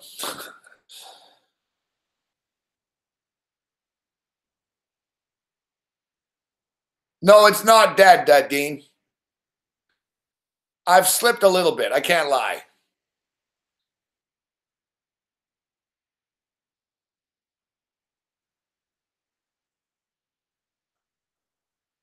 I've slipped a little bit, but no, I'm still doing the daily smoothie thing.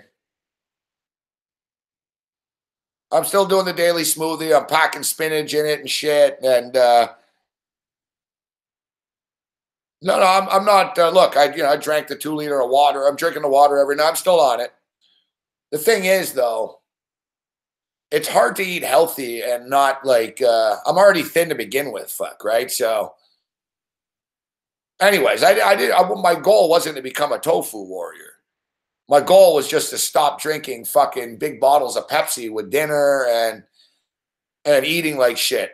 So I'm still on it. I haven't eaten that fast food. I haven't eaten McDonald's, KFC, Burger King, or anything like that in like a full 3 months now. I still drink like a can of ginger ale a day or something. I'll have a soda or 2. But I totally cut down like the debauchery shit. I don't eat fast food anymore. Another thing is too.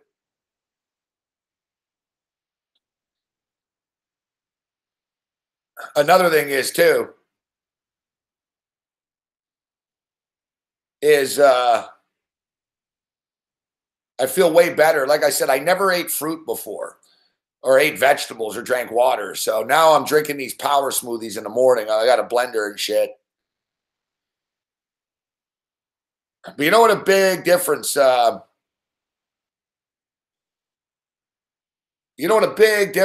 me is 25-year Alex. Wow. A big difference for me was frozen food. I knew it wasn't good for you, but I didn't realize how bad it was for you. So I was a big frozen food guy. For like this mac and cheese here is not frozen. You know what I mean? I bought it, it's made from the grocery store already, but it's not frozen. I don't eat any frozen food anymore. I haven't eaten frozen food in 3 months also. So like no sodium, packed fucking frozen crap, man.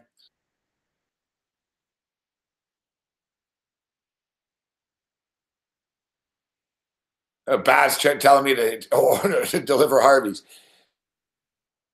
I've eaten at Harvey's once actually or twice. I ate a poutine the other day. I eat pizza still. The only difference is just in moderation. Like I used to only live on that shit. You know what I mean? Now I'm actually feeling like I have more energy. I feel stronger and stuff, like with the smoothies. I'm going all out with these smoothies, man. I got fucking berries, yogurt, fucking honey, fucking spinach, milk, fucking.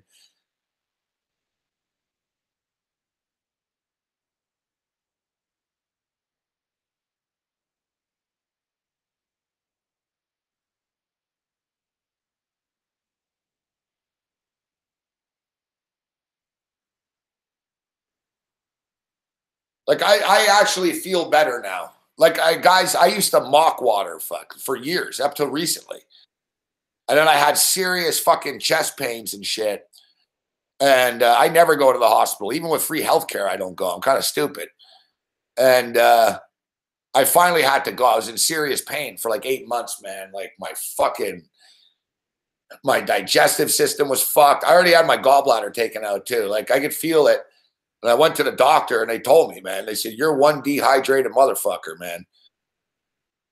They're like, your fucking bowel system's all fucked up because it's all dried up. And it's like, dude, you know, like the doctor knew right away. He's like, what do you do, man? You fucking live on Pepsi? Like, I told him, Doc, I don't drink water at all. Fuck, I drink Gatorade sometimes. He's like, you got to start drinking water. And so it was sort of by necessity. I never would have changed my habits on my own. It was like, I was literally like keeled over. I was going to go to the emergency room type shit. And I went and they said, listen, you got to change your diet, man. You know, your intestines are dried up. And, you know, the buddy knew right away. He goes, you know, years of pizza and all this shit. He goes, you know, you're 47, man. He goes, you know, your system's clogged. And it's taken months. Like I had to take this probiotic fiber shit. Like my stomach was just one big rock of poutine. Just imagine, like, it's like an ice thing chiseling away. I swear to God, it's like a clogged sewer. I could feel it sometimes. Like one day I woke up, I was like, oh my God, fuck. I feel like fucking, I just lost like a pregnant baby in my stomach. Like I felt like 100% better after like 2 weeks. It took a few weeks. And then the other day I noticed like on the right side, I was like, oh shit, fucking feels better on the right side now a little bit. Look, I've abused my body for 47 years. You know, drinking water every fucking day for the last 2 months isn't going to change everything overnight, but I can tell the difference.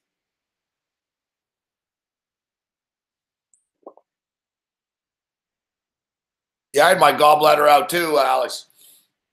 And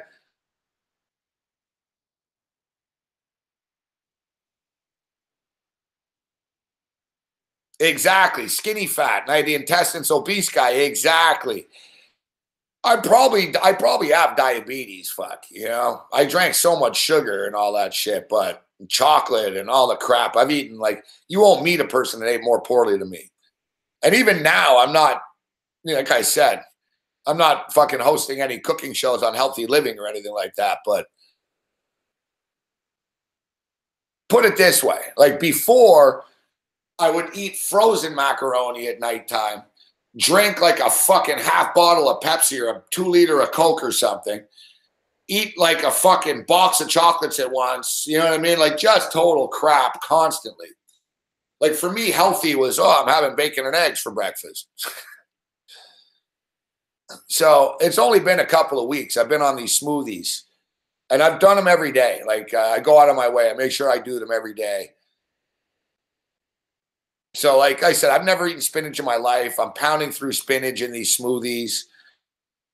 I'm hardcore, man. I'm putting prune juice in the smoothies even. Fucking like I'm going to get on the kale shit even in smoothies.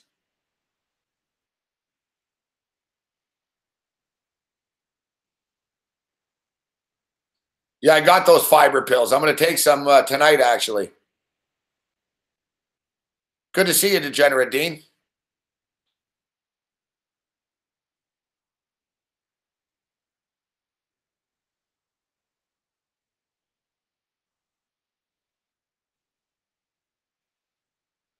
Yeah, my system was fucked, Juggernaut. I'm still not all the way back either, but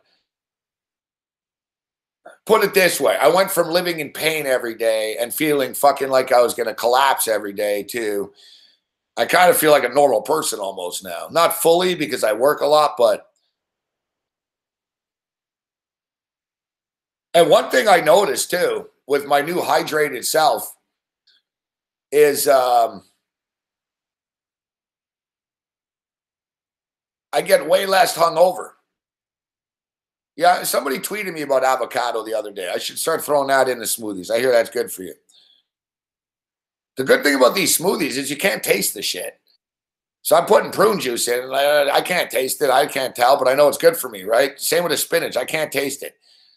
Once the other day, I put way too much spinach, and it was kind of like too green. It was freaking me out, this smoothie, but this is the one I like, fuck.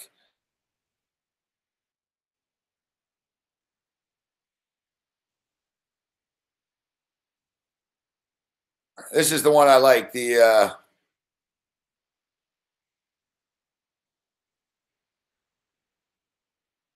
one's fucking good.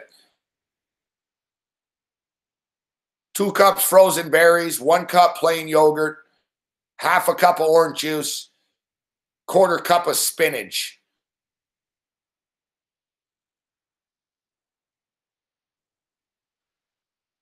All I taste are the berries, fuck. It tastes like a berry smoothie, a berry like slush, except it's good for you. I was making this other one too, but I don't really like the other one as much. So I figured, why not just drink this one if I like this one?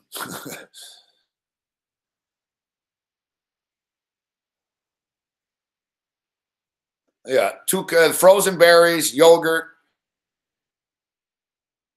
half cup orange juice, and 1/4 cup of spinach, and 5 strawberries. I don't put the 5 strawberries because the strawberries are in the frozen fucking fruit thing I fucking bought.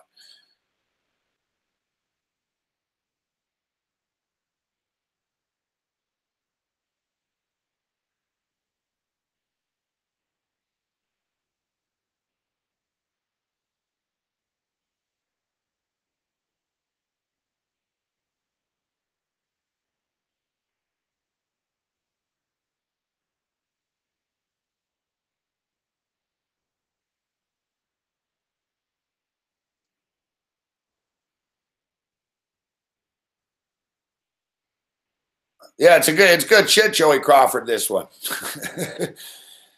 Now, one thing too, we'll end it. That's the thing, Drew.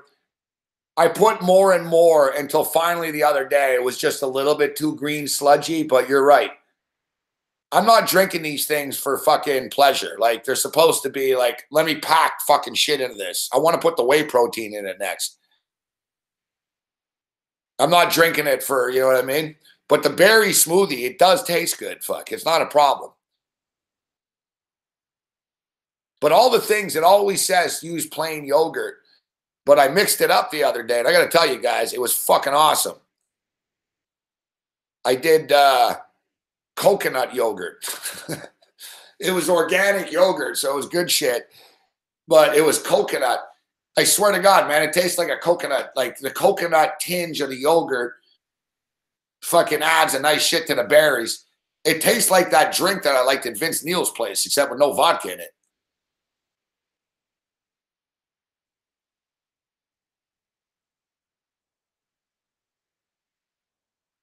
Degenerate Dean put raw peas.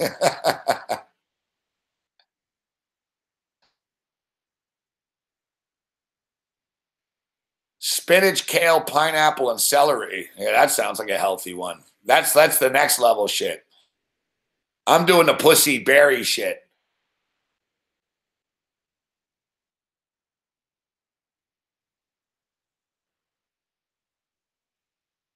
All right, I'm done as well. Time to eat my mac and cheese.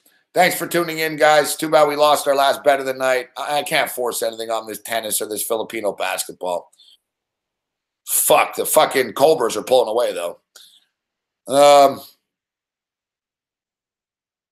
Other than that, hey, we'll see you tomorrow. Let's get Alex Smith on this week and talk some hockey. Other than that, you're on your own. May the winners be yours. We'll see you guys tomorrow, man.